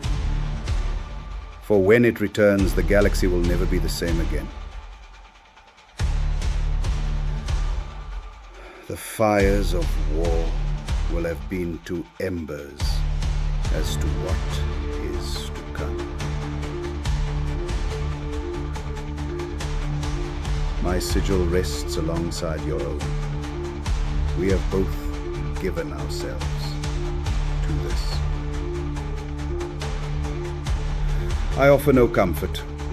Make no mistake, it will return. When it does,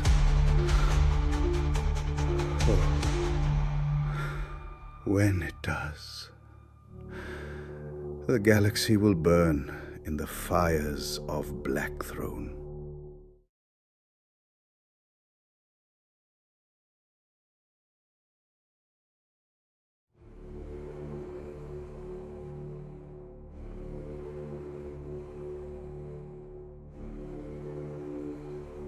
Finally, it has come. That which we feared most. You told me a long time ago, old friend, one must always leave one's mark upon a plan. Without a signature, a plan is meaningless. One must devote oneself to it. Utterly. With total conviction. I have lain my hand upon this plan, this terminus decree, this fail-safe.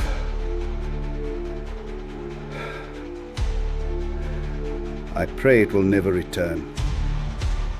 For when it returns, the galaxy will never be the same again. The fires of war will have been to embers as to what is to come. My sigil rests alongside your own. We have both given ourselves to this. I offer no comfort. Make no mistake, it will return. When it does,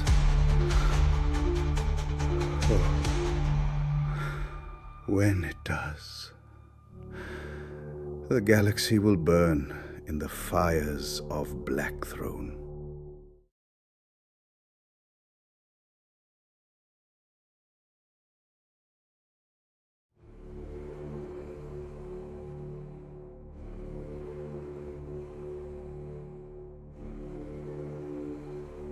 Finally, it has come, that which we feared most. You told me a long time ago, old friend, one must always leave one's mark upon a plan. Without a signature, a plan is meaningless. One must devote oneself to it, utterly, with total conviction. I have lain my hand upon this plan, this terminus decree, this fail-safe.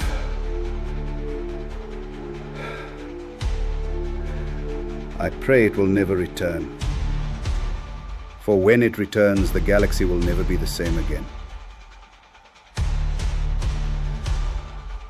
The fires of war will have been to embers as to what is to come.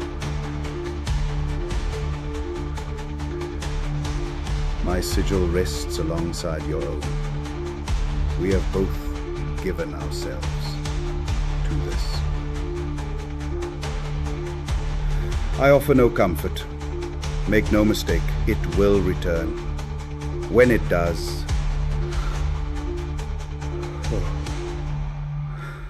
when it does, the galaxy will burn in the fires of Blackthrone.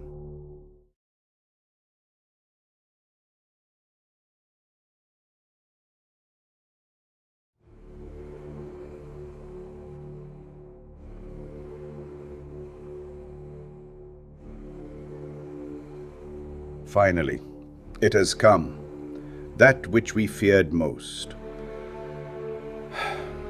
You told me a long time ago, old friend, one must always leave one's mark upon a plan.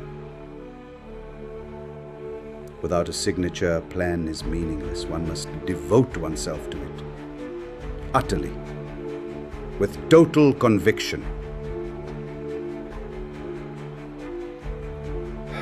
I have lain my hand upon this plan, this terminus decree, this fail-safe.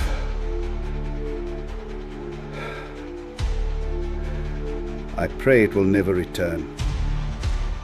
For when it returns, the galaxy will never be the same again.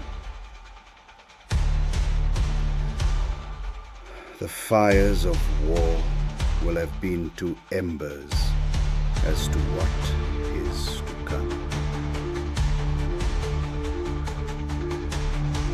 My sigil rests alongside your own.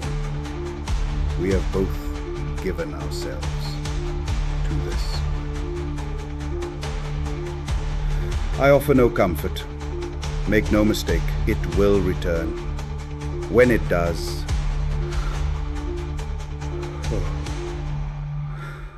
when it does, the galaxy will burn in the fires of Blackthrone.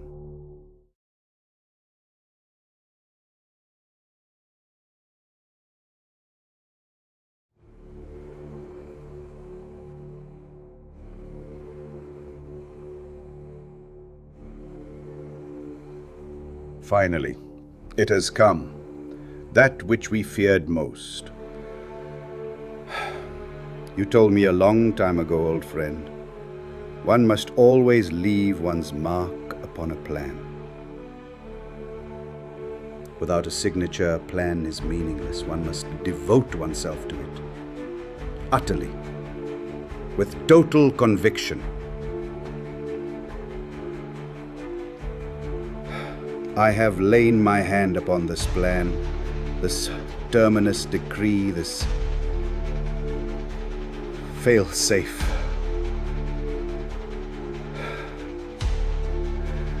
I pray it will never return. For when it returns, the galaxy will never be the same again. The fires of war will have been to embers as to what is to come. My sigil rests alongside your own. We have both given ourselves to this.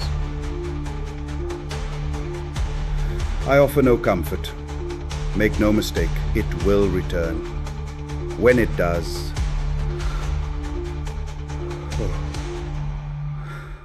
when it does, the galaxy will burn in the fires of Blackthrone.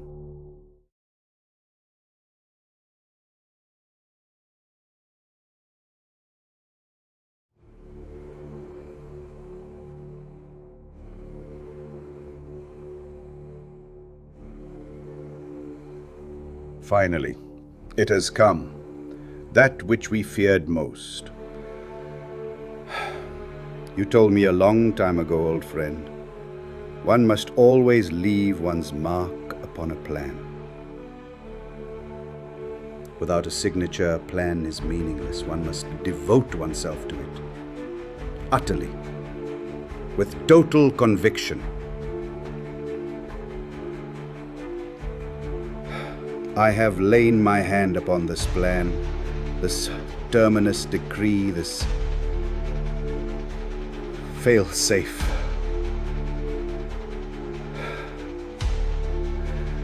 I pray it will never return. For when it returns, the galaxy will never be the same again. The fires of war will have been to embers as to what is to come. My sigil rests alongside your own. We have both given ourselves to this. I offer no comfort. Make no mistake, it will return. Oh my god. Against my bet. Go on then. Bob can't know this. I am DMing it to George. Okay. I don't like it when people do that. Alright, so we are once again live. I would like Liam, George, Kaleem, Jacob's not here. Please, as you open your eyes, and Aegis, because you are there as well. Aegis, you have no memory. You have been sent to the Death Watch to atone for crimes you do not know. All you know is that you are there to serve an Inquisitor Valerie Reed. And all you now know is that you share a room with 4 very confused-looking orcs. It's like I just blink and here I am. Yeah. Like a bad dream you're waking up from. Do I have my shield and sword with me? Yeah, you've got all your kit. Yeah, I think I would just instantly react and just pull both out. Battle position. Like, I mean, I imagine it would be reflex, so you just see an orc. Yeah, absolutely. Shield out, sword out. To the rest of the orcs, there is a Space Marine standing between you and the exit. Like, Deco's goes, like, rubbing his head, goes to try and grab his hat. He's not got his hat. I'm afraid the hat is not there. Does he have his weapons? Your weapons are not there, except for the 2 power fists, because I think you can't take those off him. Oi, why was we grumping a big beaky boy? Now there's a smaller one right in front of us. I will say, you guys remember that you hate Ironhide more than anything. Oh, yeah. Oh, Oh. hang on a second. Wait, hold on a minute, Beaky. Slag, you git! Why'd you gotta explode it like that? What do you mean? I killed that thing! It's worth mentioning, in the corner of the room as well, leaning against the wall, sort of spinning the empty Tesseract vault between his fingers, is Nemeth. You didn't kill shit, you little git! I killed it! It went pop! And then I... You did your weird boy crump, and you crumped us. What is... You speaky. Where are we? Nemeth sort of interrupts. Dear orcs. Milvig! You remember me? We spoke in the tomb. Hang on. Shagsmack would put one finger up at him from his massive power claw. Can you not see from the last time we is in an huddle?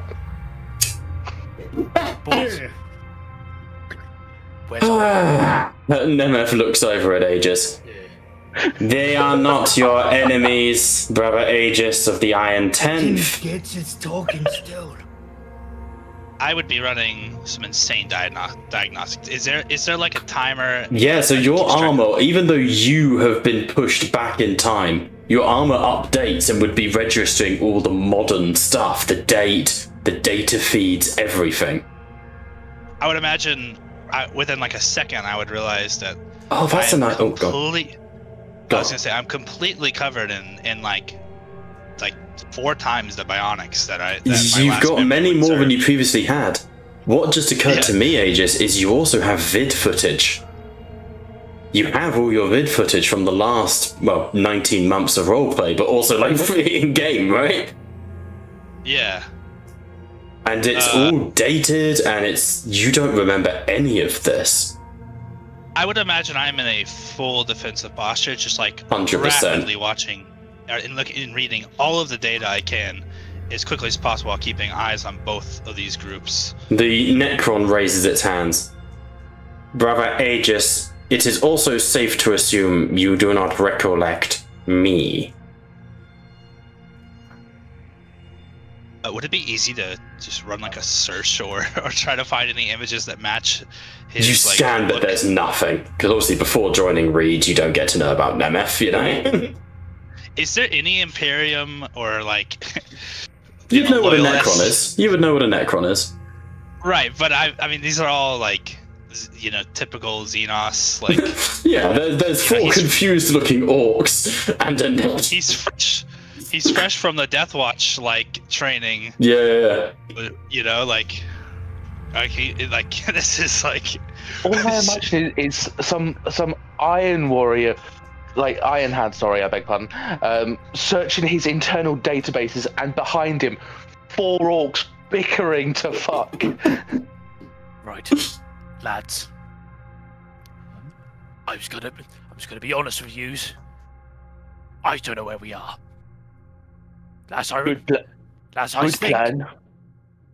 Oh, good plan. This beaky boy, he don't seem to be moving. If he moves really, really slowly, he won't see us. The tinhead, he knows now we're in a huddle. He don't know what we just saying. So glances over at Aegis. I have an intellect of 2, remember? Yeah. Shut it. What about the tin gates over there? If he moves, crump him. Yeah. I have not missed these creatures. Right. Orcs of Katakan. Brother Aegis. I'm about to leave. I'm pretty sure it's at this point that he's going to enter the room. So I'll let you guys deal with it. Down low. Time. Fact. Aegis, you're back. Okay? I realize I'm slowly turning into Dr. Evil. Next time you see Nemeth, I'll have a little mini-me. proper How do you know my name, Xenos?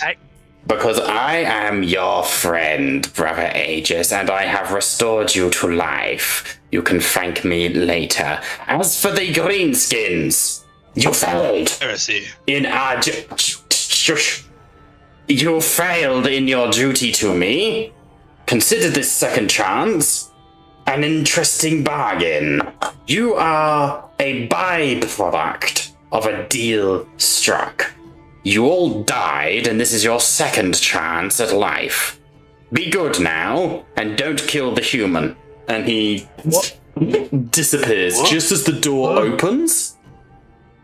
And as the door opens, you see a tired-looking man walk into the room.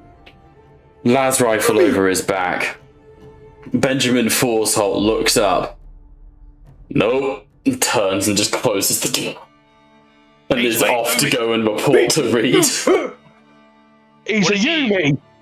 What does he visually look like? Like, does he look like he's an officer or something? Benjamin Forsholt, you would immediately have like an ident come up on your helmet display of Benjamin Forsholt, last of the Forsholt family dynasty, Navigator Guild. All the info you have on him, funded the Blackthrone project, liberation priority absolute. I would call his name and rank and demand to know what is happening. He pauses as he closed the door. Brother Aegis, you have 4 orcs in your room. Need I ask? I mean, I feel like It has understood. You want me to take care of them? Like, What are you unaware of how these orcs have appeared on this room? I do not recollect even coming to this room. We just don't remember how we got here. What the Beaky Nice. Boys does is in his spare time is none of your business. Forsholt raises his hands. Hold on. 2 power investment. I'm going to say something here, and you must promise not to engage in warlike activities. Alright? No promises, but go on. Go on. Shaga. Huh? Oh, Shaga? Shaga. Oh, good. Shag schmack. Is one of These you abominations. Shaga? Dagger? Is that the weird name? he would grab Daggerguts by his fucking armor and lift him close to his face. How does he know my name? Okay. Guys, I know must be someone Dave. who knows you. I need to roll a d3. Give me a second. Fuck's sake for your intelligence. I forgot you have to roll for your intelligence every session. Yeah, and if I take his to the head, you can force me. It can change, yeah. I have an intellect of 6. I'm 1 below maximum. Okay, hold. I know someone who knows you, he mentioned you. You're meant to be dead on Katachan. No, we ain't. I see that. We went boom, we here. Okay. Brother Aegis, please step out of the room. We're going to seal the room so that we can get someone. We have a friend who's an orc. God, I hate that just came out of my mouth. You've got a You what? sort. You've got a what? That's an orc? You can sort with Xenos. No, but we all... What do you mean? You've met Aurak, Aegis. I do not know of this being. I can search my records. You search your records and you see this orc with power fist and, you see him and Aegis looking at each other. I would have loved to have fought alongside you before, matey. Hello, Tin Can. All these, recollections from your helmet display come to you. You're friends with an orc called Auric. He seems to be I a would big pirate orc. Shake my head like I'm trying to shake some bees out of it. Like, no, this can't be right. Brother Aegis, are you well? Does Calypso or someone need to check over your augmetics? Does the Inquisition need to check over your loyalty to the Imperium more like it? I beg you. Why are these orcs breathing here? I see. In that case, you're all armed. You'd probably all kill each other. I'm going to go get help. And he closes the door and you hear it lock from the other side, and he locks Aegis in with the orcs. Oh, Zog. Shagsmack's not smart. He's going to charge the door. Roll it. No, this is the personal. This is the door holds. The door holds. Wait. Immediately there are like alarms blaring across the ship. As Fortholt is raising the alarm more to get attention than anything else. And unless you actively murder each other right now, 5 minutes will pass. I just cannot see a world where he doesn't immediately start cutting these orcs down. Like, I think. Okay. Just roll me a athletics check. And I would like everyone else in Foundry who has an orc character to please roll me. Oh god, whatever your strengths were if you have your old character sheets. what's the DN? Well, that's what we're working out. They're in Foundry. They're in Foundry. They're not? What's that? Yeah, they are. Yeah, they are. Player characters Wild to Glory. Oh my god! I didn't delete them, I thought I did. Then please, gentlemen, roll opposed athletics checks as the orcs are gonna try and pin Aegis down as he charges them.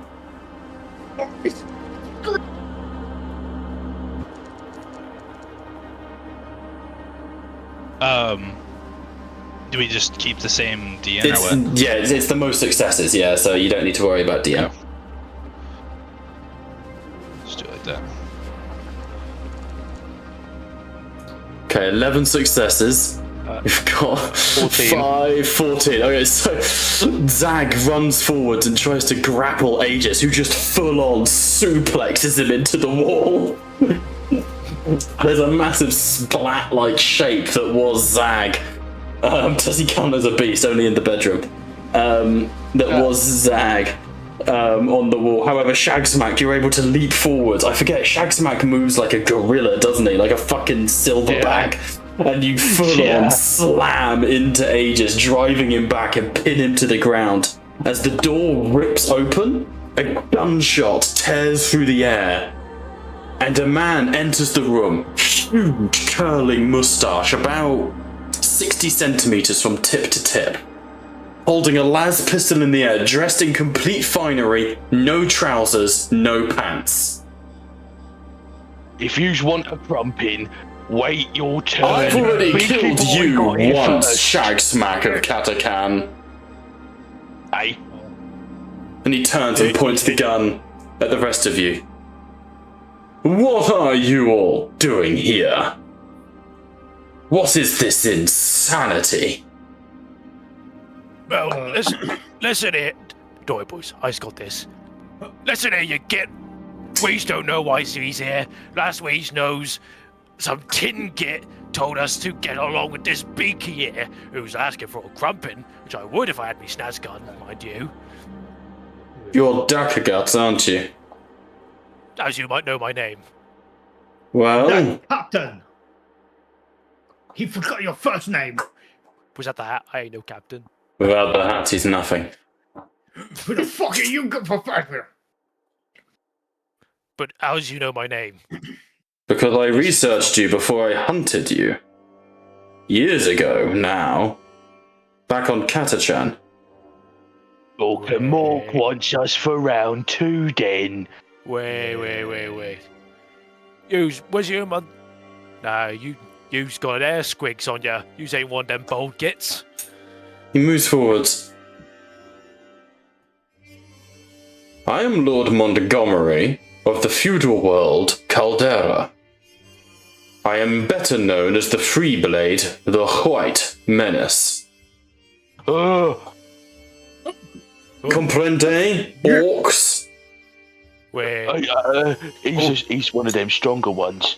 hang on, boys. Would I know who that is? You say You would have heard of the Freeblade known as the White Menace? Not particularly infamous, but Caldera is a known night world. their loyalty is Very loyal. They are loyal, yeah. They are. They're a night world that also raises several Imperial Guard regiments that are behind me in my office. Wait. Hey, Jack's back. What? Waz. What the fuck is Waz? Oh, Waz is right there. Waz sort of on the ground, crumpled. Hey, what's going on? My poon! What happened to me poon? Dodo. Me went boom, we got here. You got boom? We went boom, we here. Hang on, boys. Fuck off, we're huddling. Just Wait, get it. he said something about free blade. Is that like a freebooter? Yeah. Bobby. No. Maybe he's got a sword and he wants to give it to us. Yeah. No. Use all crumping stupid. It means he's got 3 of his blades. You're big and Wait, fat. you can count now? Wait, you can't. I never said I could count, I just know the words. Deckers would turn to what was it? Bombardle. Yeah, for the fucking Montgomery, whatever the fuck. Montgomery, yes. Montgomery. He's like, you said free blade. Is that like a freebooter? You have 3 blades. He rubs his eyes. In a sense, I'm not beholden to my household, and instead I roam the galaxy seeking enemies to fight and honors and victory to earn, monsters to kill. What would this guy's rank and title be? Well, he is, technically he has none. Being from a feudal world, he's kind of he's an outcast from a knightly household. So, Well, technically doesn't have whatever one. would be the appropriate way to address him. You Say- can be say his polite name. and call him sir, but you don't have to. Think Game of Thrones, he's been sent to the watch, sort of thing. Okay. We need a I character would- for David to RP as well, because I just thought that. We found. I thought David was still with little Jacob. We found Dave. Sorry, hang on, David, are you there? Ah, Sozi. It's fine. I don't If know. David's there, he can take over Waz. Dakugat's like, we boys, if we's in a Umi ship, we do something stupid, we's gonna get crumped. I You got speak. that. As you're saying this, you start to hear the pounding of feet as people are approaching. Oh, Zog. Oh boy, that I knows Yumi footprints because I's crumped Yumi's. No offense, Yumi. That ain't Yumi footprints. Not all of it, some of it is. No, that ain't Yumi, and that ain't Beaky.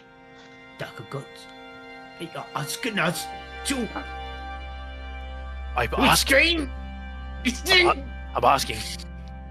We say we's freebooters. A massive fist enters the room, and a huge head opens up, like in the doorway. Massive tusks as long as Dakagut's forearm, dwarfing all of you. A war boss. And you can feel the war energy radiating off of him. Hello. Zog it up, it's a war boss. It's a war. Easy, boys, easy. And he sort of brings himself into the room. Sod off. Montgomery goes, I don't sod off, Whitey. I have to back away from all of them. Now Aegis is just surrounded by all orcs, but you do see behind this orc that's entered, Aegis, you do see Inquisitor Reed, who you would recognise from the data slates, as well as other people. You see a Catachan devil sort of frowning as he looks around the corner. You see what appears to be an Inquisitor with a golden face, like everyone else's characters. But the Orc Warboss looms in. The Orc Warboss looms in. Alright. Looks like what we've got here is a bit of a trans-dimensional conflagration of intersecting timelines, if I'm not mistaken. Real wazzy stuff. What? How is I've he no big idea and either. smart? What I'm saying here, boys, is do you like crumping? Yeah. And do you like crumping people who ain't easy to crump and give you good fight? Yeah. Yeah. Now, and he reaches back and with his non-power-fisted hand brings out a little book. I would like a moment to talk to you all about the God Emperor of mankind. No, War Boss.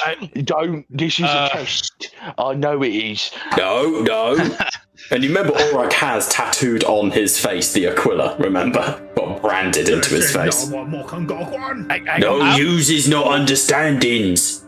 Gork and Morks is the avatars of the wars, right? Of the big fight.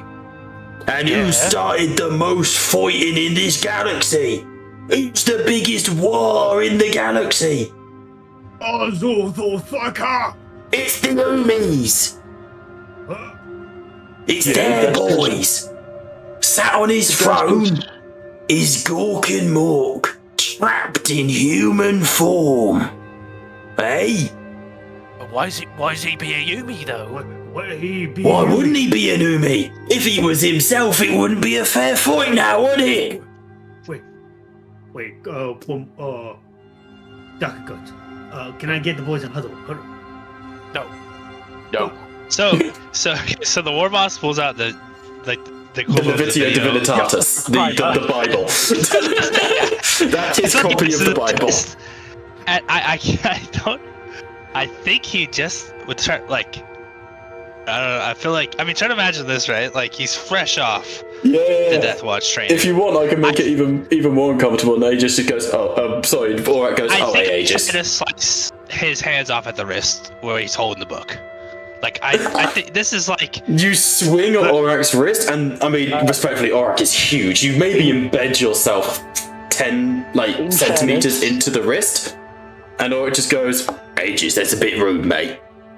In fairness, you can't because you're currently pinned under 10 ton of shag smack. That's also true. You've got shag smack sat on you in mega armor. Fair enough. Then I really tried to plead with Inquisitor Reed, like, with everything I can. What would you say to Reed? What is the meaning of this heresy? Reed sort of looks at you and goes, I was thinking that myself. Brother Aegis, what was happening before these orcs arrived? Look, I cannot explain it. There was I would know, obviously, his name, right? The orc. Or No, Nemeth. the Nemeth. Necron. Yeah, Nemeth. Yeah, you'd know his name. My armor signature says, the signature of the being was known as a Nemeth, but I have no recollection of him. He performed some form of tech heresy and vanished, She frowns. leaving these Enos, of which your heretic, what was his name, Benjamin Folsholt, Yep. allowed to live. Spy the Emperor. Okay, Bruce, time out. Reed steps into the room. Aurak, step back. Montgomery, pants. Orcs, off. Aegis, power down. Everyone take 5. Step back. why did you do me talking? Right, Beaky, we's gonna stand up. You's better not do nothing stupid. No, all of you shut it. I was 2 ticks away from crumping him. Hey, you shot it! I'm trying to Aurak knock you leans both forwards. out. You boys stand down. Fuck Right. it. That He doesn't... beams over all of you, full-on silverback. Andy Fred said, "Up," and he kicks Shagsmack in the ribs. "Back up, my sog, or I'll turn you into a walking statue." Kicks him again. Yes, War Boss. That's what I thought. And you, fatty bomb. Any psychic shenanigans, and you'll find your insides on your outsides, and I'll feed them to ya. Yes, War Boss. That's what I fucking thought. Now, if loses orcs on this ship, that makes you part of my crew. You's a freebooter. I is. You got boot? Lieutenant, lead, boy. And you see the human guy who follows Aurak around. I forget his name in the moment. It's Steve! The Voids. No, not the ammo runt. The It's... Oh, what's his name? Aurak's like bitch. Emmett von Varga comes running in and he goes, "Yes, sir. What do you need?" And Aurak goes, "I need to establish more authority with these ones." And he goes, "Right you are, sir. How much?" "The biggest." "Right you are, sir. Bring the captain's hat." Well, boss, A few minutes go by and a palanquin is brought through with a massive, wide-brimmed, like, cowboy hat that Aurak slowly dons, and then a feather is put in the top. And then corks are individually dangled from around the rim. Behold, more magnificence. Do you have to crop to get that? He leans in. I didn't crump for it. I've purchased it. You've got teeth. He bares his teeth, each one the size of your face. I've got teeth. Right. Boss. Yeah, Biggie. Yours magnificence and yours is glorious. But as a question, yours is bigger. Why is you taking orders from an old Yumi? Yeah. He looms over you. That old Yumi is like a mother to me. Huh? These men in this room, and he gestures to Rhine and Aegis and everyone. These saved us, boys. These embodied Morg and Gork. Through the slaughter of our enemies, through the joy of battle. Now, boys, I know this is hard news to swallow, for I myself had to swallow it once. But that man, and he points straight at you, Brian, you can't crump him. Not for lack of trying. No crumping him. You can't do it. And that one, and he points at Rhine, he makes you think things. He makes you think beautiful things, like poetry. And that one, and he points at Monteo, that one's still fucking alive. And nobody knows how. You look like Yarrick. You look like Yarrick. Shaxpack would get off of Aegis and just like shamble over to, because he is like, Aurak is speaking reveringly of Reed. Yeah. He'd shamble over on his gorilla hands and lean in to get a good look at Reed. Reed doesn't back up in the slightest. And you sort of like sniff her and she blows into your nose. He would jerk back and look at Aurak. You know what? She's got them spiky guts. Fair Listen enough. here, boys. Use his orcs, I sees that true. Yeah? And we orcs live for the fighting, yeah? We's made for fighting and winning. So you follow me. You don't need to follow this lot. Yous follow me. And I'll lead you to the fighting, to the winning. Because if there's one thing that this lot know, it's where to go and find a fight. In fact, Wheeze is off. After this, Wheeze is off to go kill them demony boys. But after that, Wheeze is going to a planet to crump a big orc war boss. And it's gonna be right fun. Hey, what war boss? Some cheeky, sneaky git who's morkier than dorkier and has no orkiness about him called Captain Ironhide, who I myself am looking forward to stealing his hat. We is hate him. Iron Belly.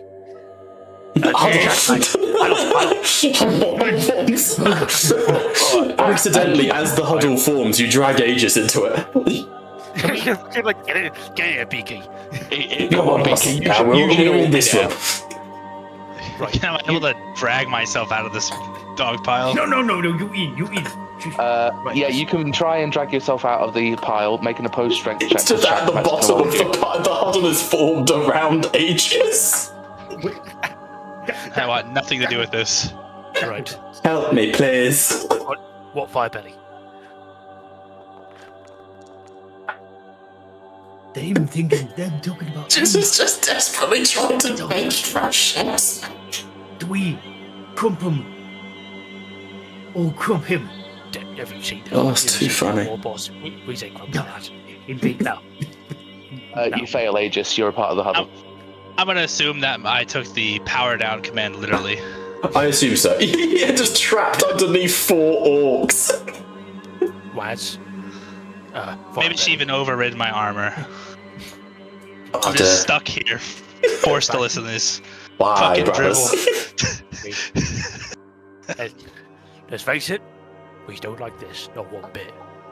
But he's going to Iron-Eyed. Dang it, has my hat. It has my pot. If he's willing to take us to Iron-Eyed, I don't see why we can't be freebooters for a time. Yeah. We can get paid in the process. Yeah. We can That's- eat all we want. Shaxmax would look behind him and at the massive war boss that is Aurak, and look at the Astartes and Reed just stood there. I like the war boss. That Yumi scares me. She's as old, and she looks like she could still crump. Maybe. You look at Reed and she smiles at you and waves. She's scary. I don't like her. Let me try and say something to her. Oh no. Goodbye. Firebelly, it was very unpleasant knowing you. Good luck. Yeah. Since you. He's gonna go over and just like. You loom towards Reed, one hand And he's on just- blade of Baal. He's just gonna sniff. Grace. She has. Can I minty have- smell. Can I help you, Good Xenos? flavor. She could fight her. Are you Okay, planning we'll on be eating back one me? moment. We're back one moment. Don't do it, Firebelly. He Boy. comes back to the huddle. We sort of, as you go back to the She huddle, smells we pan spicy. out from the room slightly to see that Ambrose is just to the right of the door, and there's like 20 Dreadspear Voidsmen on either side ready to go. She smells spicy. She good at fighting. Unless you want me to go over there and show everybody why you're called Firebelly, when I crump you in your stomach and you fart so loud, you make a sound so great that even Mork can hear you. Get back here. I am already back here. Do you not know your Right, bad boys, fucking boys, perception? Oh, Boys. sorry, boy. I didn't realise your belly was here. It wasn't over there. As poor guy climbs no, on top of as Firebelly gets on top of the pile, Aegis just has another weight added to him. Just oomph. I agree with means Dapper Phil. Guts. Shut up, Beaky boy. Use an orc now. Yeah. It's just Wow, I'd Mr. rather Bond. die. you're like 10 grots in a shell. No. Wait, boys, we're getting off topic. I agree Alright. with Dapper Guts. I think we go with the big boss with the big hat. You think? Yeah. We need to go find Iron-Eyed. He's our best bet. Yeah. Alright, That one over there I'll- reminds I'll- me of Bill. I'll try doing the proper talky stuff. Ugh. Okay, you. Aurak is sort Alright. of looking at you, staring you down. Alright, boss. We's ready to crump whenever. That's about it then. Now uses proper orcs, so let's do this in a proper orky way. And he picks up Shagsmack and just decks him into the ground. Look at this one, he's the biggest of you, isn't he? Jags back. You want a crumb, sir? He picks you up again and slams you into the wall. And look how easily I toss him around. Warboss, if I might make a request, order. Yeah. I didn't feel it. He grabs you and does the full Hulk with Loki in Avengers. Bam, bam, bam, bam. It's been an Me? Oh, should I go burning? He does the whole thing of like straight up like he goes into prison, finds the biggest person, annihilates them. You know, makes an example out of Shagsmack, which Shagsmack's probably enjoying a bit more than he should. Yeah.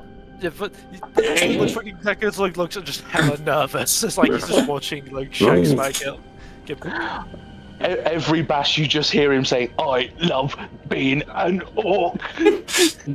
Slag is just kind of like getting excited and he's like, what energy is just building up in him. Aurak looks at you all. Right, so it's clear you're my boys now. Yeah? Yeah. Right, now what that means is on my ship we have places you can go to fight, alright? right. You don't fight, unless they wants it, that is, any of the Umis, unless you're told to fight the Umis.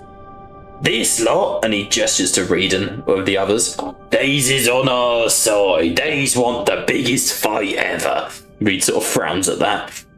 Nothing more. This lot want nothing more than to unleash absolute madness and war upon the galaxy. These are, and he puts his arm around Reed and like fully dwarfs her, the best orcs I've ever met. Alright? So. One question. Yeah?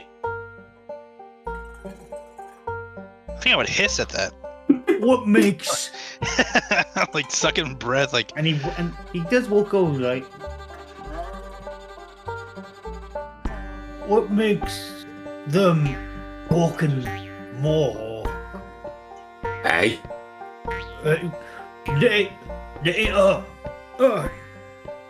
Shag is having a hard time to process this. You're struggling to do the thinking thing. He's trying to say days ain't green. Yeah. How's they gawky and morky? Days may not be green, which means they ain't best. But Days gets it, boys. Days gets it. Are they green underneath? I don't know. Haven't killed any of them to find out. Remind me of that, Miss Reed. When you die, which could happen any second, your health is in terrible condition, with all due respect. Please allow me to gut you so I can find out if you are indeed green inside. Oh, hold off. Warboss, you saying that she's an orc? She may not be a literal orc, but she's got the brains. She's got the brains of an orc. But usually saying that she's orky. Everyone is like just so insulted on this conversation. She orc. Guys, they're orcs. We found a new Dave. But usually saying, Warboss, that she is orky, like Gorky and Morky. Yeah. One moment, please. Reform the adult. No. I failed the intellect test. I closed my eyes for 2 minutes. I opened them again, and she's green-skinned. So Shrek Inquisitor Reed rolls her eyes. Oh, hold off. I do see it now. She is green.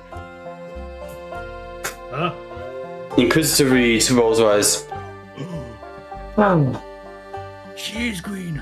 I want these green skin off my ship. Alright, they can join yours. This is ridiculous. And you say, brother, let Brother Aegis up, please. He's an orc.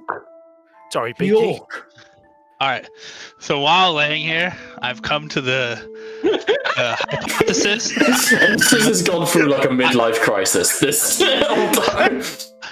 My working theoretical, is that I am in the warp, and that this is a warp-based phenomenon, and I'm going to begin to do whatever practices or training we were taught to resist the effects on the mind. Maybe repeating some kind of mantra, or like As shutting you're off sort of- sections of my brain or something. As you're like reciting the mantra of like iron and steel and like resolving yourself, Reed brings you to her.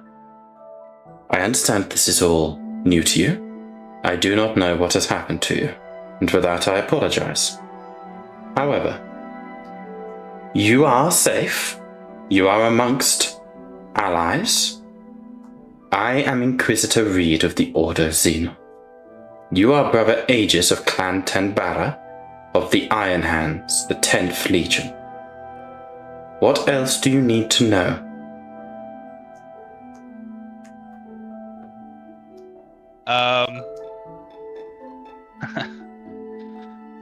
I don't. Who do your loyalties lie with? The God Emperor of mankind and his son. I will. Oh, that's my dangerous. ability. That's a bit of a paradox, Well, isn't it? Reed doesn't know, remember. Reed hasn't clicked. Like, this is unprecedented. God, Reed okay. doesn't know. Okay. No, but yeah, with everybody that's- present, we didn't find out until recently. Everything was like. No, you guys know comforting. about the son. He was like sighing with relief, and then she said the word "son." Now he's fucking convinced. Yes, it's gone too deep. You ruinous powers will not corrupt me. Aegis, there are no ruinous powers here. There are no ruinous powers here. You are He's safe. going to willpower the air.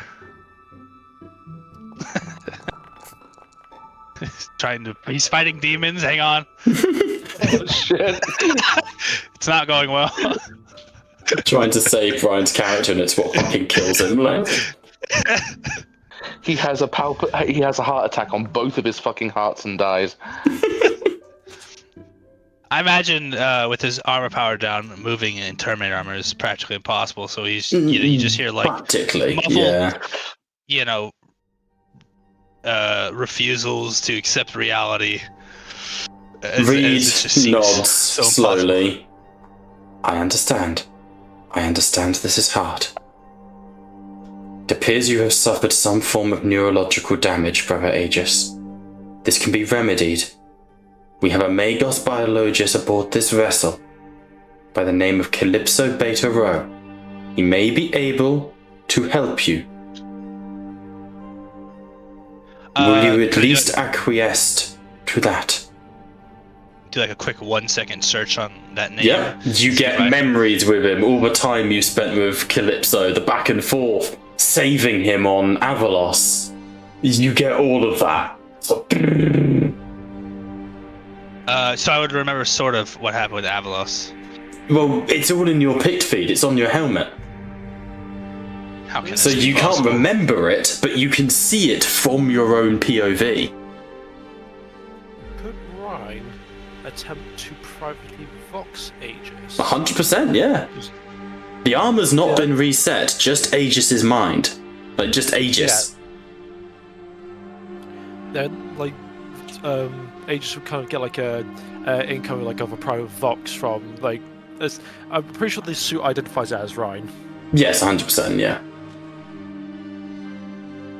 How can this be possible? My mind was wiped once. You're telling me it is immediately wiped again? My armor is telling me we are, I don't know, what would be the passage of time? A year? A year in the future? We've done quite a bit, right? year, maybe a little longer. Yeah. 14 months in the future, how is this possible?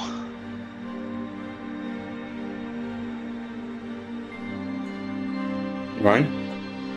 So, you do you recollect? Do you know who I am, Aegis? I was tasked to serve under your command, but I was supposed to be heading towards the drop pods. And in this farce, this heresy I was dropped in the middle of, You do not believe you can trust those in front of you. Could you bring yourself to trust me? I do not know you. You are my.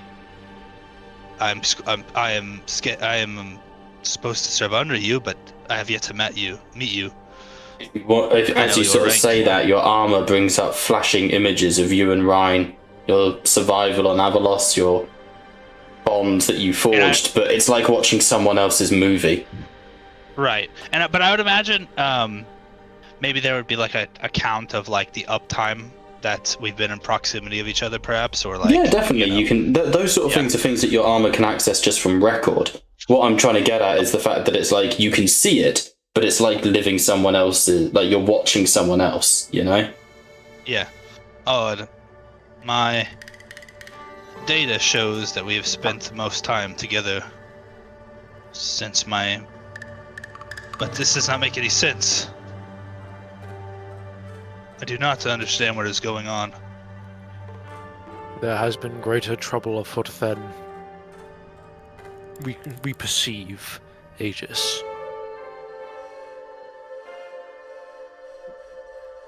I do not know what has happened to you, but bring yourself to a calm mind, Iron Hand.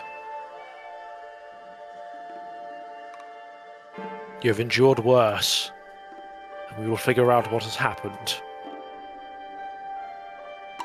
In your words, what happened on Avalos? And I will compare it to my armor's memory. It was a desperate affair. You dropped in at a later period after my sudden disappearance for a time. When we reconvened, we fought a patriarch. We stopped the cult from spreading further. And we had to hold off a horde of Tyranids to evacuate 1,000 Avalosians. It was a desperate... as he's... Oh god, I was just gonna say, I assume as he's telling this, I'm like watching... Yeah, you remember the 3D I'm desperately maps. looking for any inconsistencies with like his version of the story, basically. It's his interpretation. You might call it desperate, you might call it valiant, but the events are true. It was our last stand, and fortunately we were able to slay the Tyranid Hive Tyrant, which bought us enough time to escape the planet before it was unfortunately exterminatus. You see the planet cracking and breaking. You see a space wolf leaping off of a bridge towards a kraken. You see the sky turning black with gargoyles and hierophants. Yeah, what he's saying is true. Horrible to believe, but true. And how do we go from that to this? What phenomenon has taken place? Are there others who have also lost their memories? No. Do we need to do a check for corruption?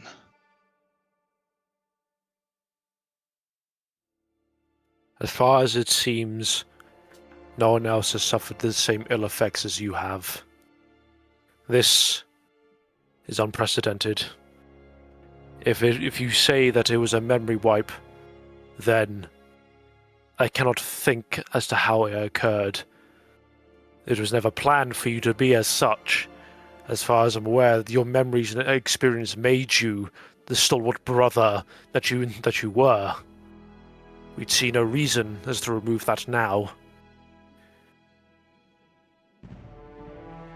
It was too great a burden to bear to be just left alone. Yours is a noble chapter. How is it you find yourself surrounded by such forces? I was originally under... I am under the watchful eye of Inquisitor Reed. She has strange allies in strange places. And we are in midst of a campaign, as of current, the Ursus system against the archenemy.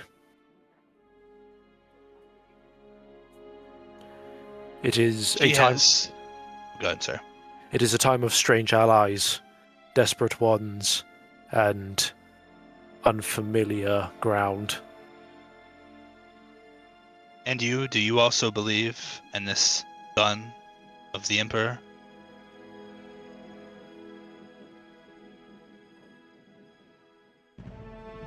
Oh, you're fucking asking me that question. Depends on what you Actually, mean by believe, because there's no denying he exists. I wouldn't know that that this is like, you know, sort of sacred knowledge anyways. I would just assume that she's spouting absolute heretical nonsense, so I feel like I wouldn't be like that tight-lipped. I would just assume this is complete bullshit, right? Like, I feel like this would be his first, you know, goodness nonsense. No, Ryan's not exactly subtle about his objections, so how would I voice this? He'd go, I believe something of great power awaits us, and as far as I've seen, and from what all that has transpired, to say it is a son of the Emperor is not an impossible thing. It is what we are currently striving to achieve, as it has been a great secret for the longest time. That was not truly an answer, though. Because there is no answer that I could give that is satisfactory, Aegis. For it would rely on my own personal bias and belief.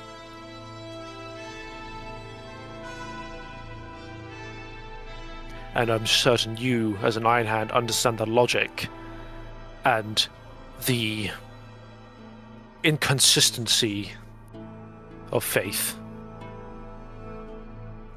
For you and I are both followers of the Imperial Truth, isn't it? Imperial Truth, yeah. For you and I both believe in the Imperial Truth.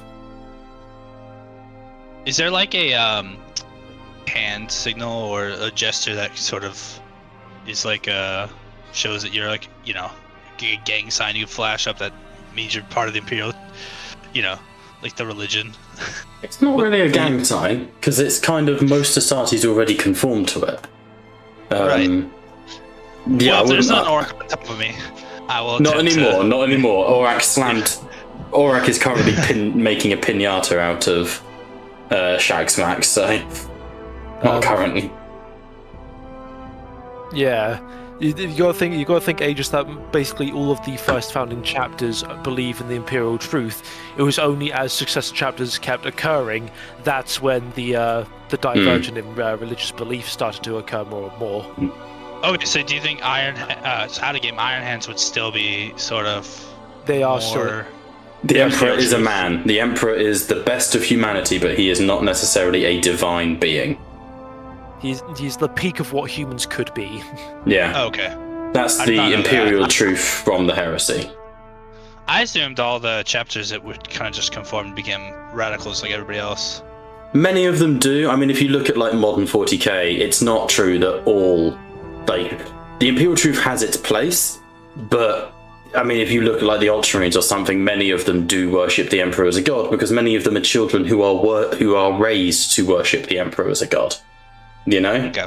But it is still taught to them that the Emperor is, you know, a godlike being and stuff like that. But it is completely within reason that you would view the Emperor as not necessarily a god, but a creature of godlike power. What? Like, how recent does the internal footage of my armor go up to? Like, is there any gaps in time between me making the deal with Nemeth and like afterwards?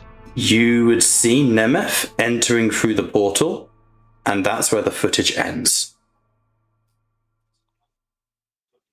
so you don't hear the conversation. So like it would go. I guess it would. Okay, so it has. So there's no record of the conversation, but it goes up to it. So there's like a 10-minute gap or something. Yeah, that's about right. Okay, I would. At this point, I think I am convinced enough. Unfortunately, much to his great depression. Horror. Like I'm speed running every like you know when you have to rewrite like your line in the sand ever so slightly every time, and it's like I mean, I have to depressing. rewrite campaigns often enough. I know how this feels. Yeah, I mean that's like how people get moved is they have to like make their rules slightly adjusted every single time. Like he's essentially speed running every line in the sand he's had to cross over like the entire campaign. Yeah. Yeah, and he's just like it's just like too much for him. But he's desperately trying to like access all the footage surrounding up to that moment. And I mean, I think he's just I don't know, going through the stages of grief right now. And be honest, like this is like a even though he's a spaceman, Iron Hand, so there's hardly an emotion there, but there's a lot of emotions flying. I mean, Iron Hands are angry, so there's that. I was gonna say, there's not like you don't feel them, you just suppress them. And sometimes it's hard to suppress. Yeah. I think he would be angry at his past self, now accepting the fact that he has wiped his memory. It's like disbelief. How could he have, done it to himself again. Yeah. And also there's a fear that this is another failure because he's the original memory wipe he believes was a censure, like being sent to the Death Watch as a punishment, and now he has another memory wipe, except he's like severely wounded and has like I don't know 80% bionics at this point. Yeah. So I don't know. He's probably just thinking at this point, just deep lost in thought. Okay. Reed steps into the room. It would appear we have much to mull over, much to consider. If Orak's new crew are able and willing, we could use your help. This system is full of enemies who are capable of great acts of violence. If you desire a good fight, you have come to the right place. Well, small orc, we is capable of greater acts of violence. Of that, I accept the crumping. Of that I have no doubt. Brother Aegis, your amnesia will be treated. We will find a way to help you. This you have my vow. But understand this. We are a strange, misbegotten crew. Far from the Emperor's light have we travelled. And further still we must go. But we are servants of terror. We have fought all sorts of enemies, from without and from within. But we serve him always. If you will stay with us, Brother Aegis, the longest time you have been a stalwart ally and a true brother to all of us here. We would far from lose you. Our next mission objective is to the Corrosian Rift. We engage the enemy. The great demon, Kairos, the Weaver of Fates, awaits us, and we intend to cast it back into hell with holy vengeance. Are you with me, new allies?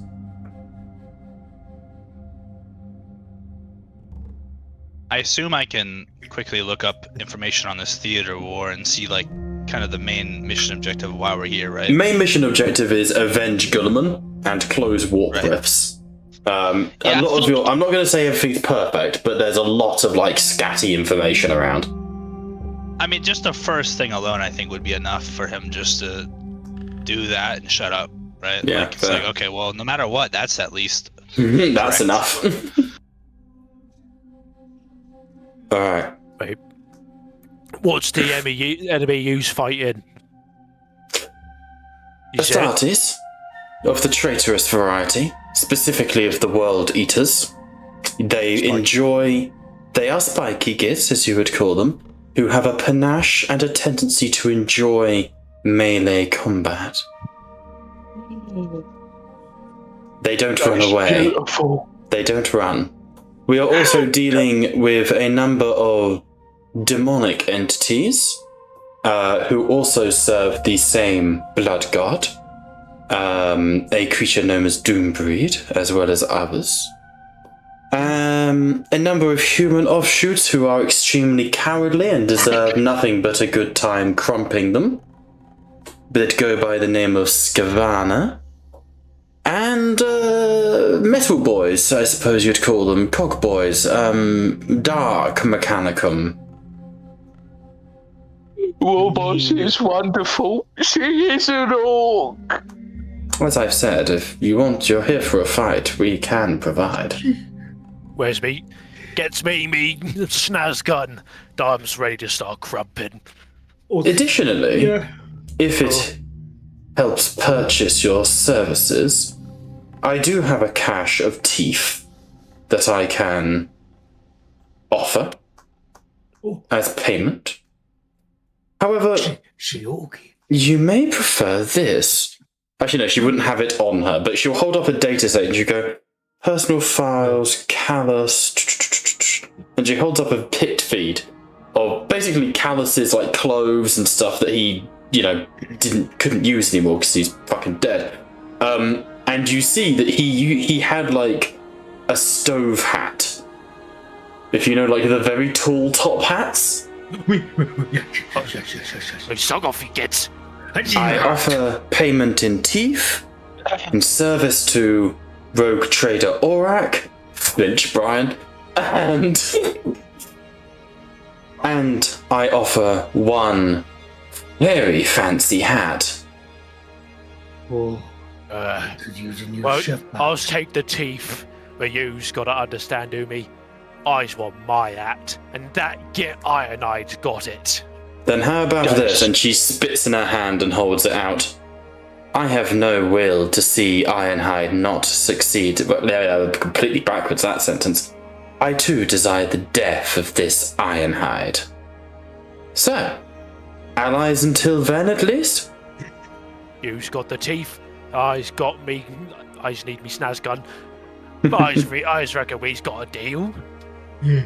I just want the hat. I want the hat. You two can fight for it. Oh, I'll win. I'll use my head as you all start arguing for the fight, Aurak looms over you. I'll decide who gets the act. Yes, Warboss.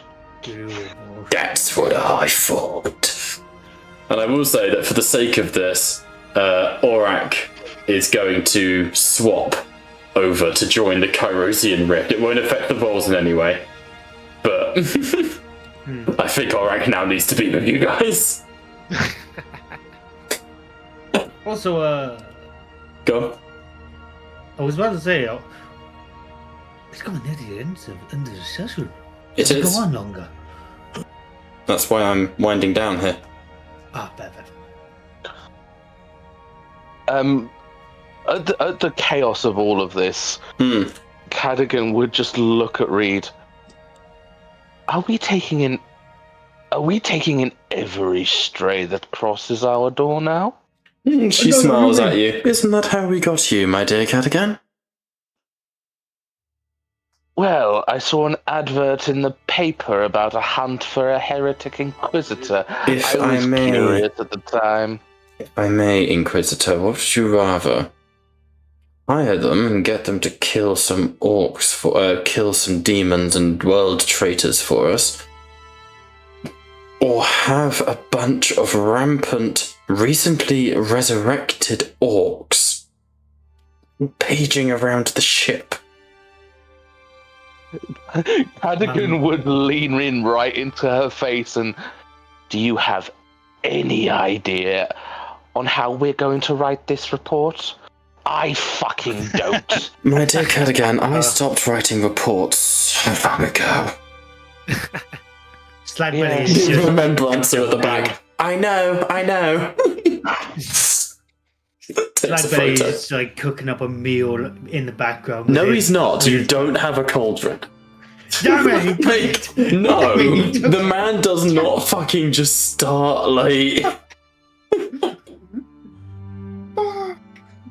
No. Warboss, you know when you played with me, can you do the same to him? Yeah, He looks and he goes, "It'll pop." and then he'll pop. Oh, Anyway, never mind. with this shenanigans taking place, the party is now truly reformed. As you make your way towards the Kyrosian Rift, you emerge from the warp. The astral form of Kairos Fate Weaver comes to greet you, as we described last week. And next week we will pick up with the war, the battle against it. But I will add Aurak to the map. Because See, you I'm with obviously... Aegis. I'm with Aegis. This is just a fever dream from the war. What's fucking happened here? It wouldn't it be funny if we won this campaign and I was just deleted your character sheets like they weren't real the entire time. You were just demons that thought you were them. I'm not like going to the do it, force- but it's fucking funny. It's like the Force all over again. I imagine like a warp dream to be so much stronger than a real dream. In a real dream, you can dream up insane details about things that just don't Probably, yeah. exist. So. I am immortal Right. and I do not take questions.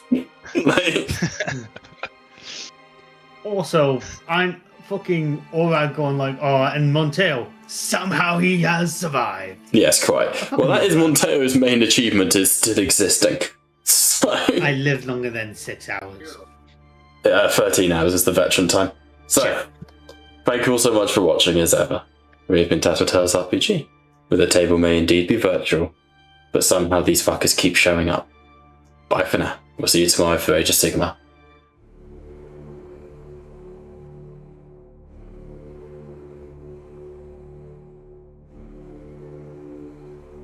Finally, it has come.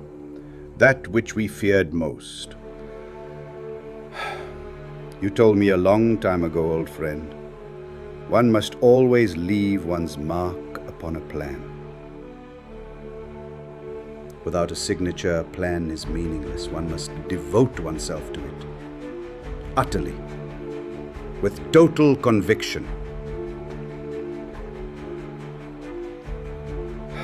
I have lain my hand upon this plan, this terminus decree, this fail-safe.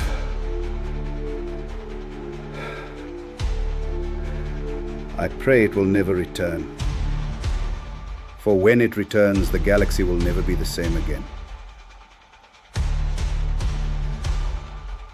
The fires of war will have been to embers as to what is to come. My sigil rests alongside your own. We have both given ourselves to this. I offer no comfort. Make no mistake, it will return. When it does,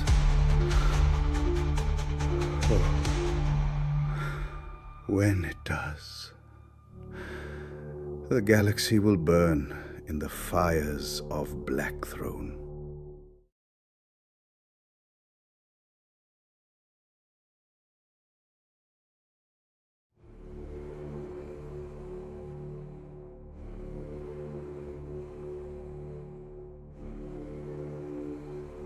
Finally, it has come.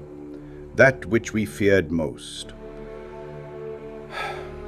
You told me a long time ago, old friend, one must always leave one's mark upon a plan. Without a signature, a plan is meaningless. One must devote oneself to it. Utterly. With total conviction.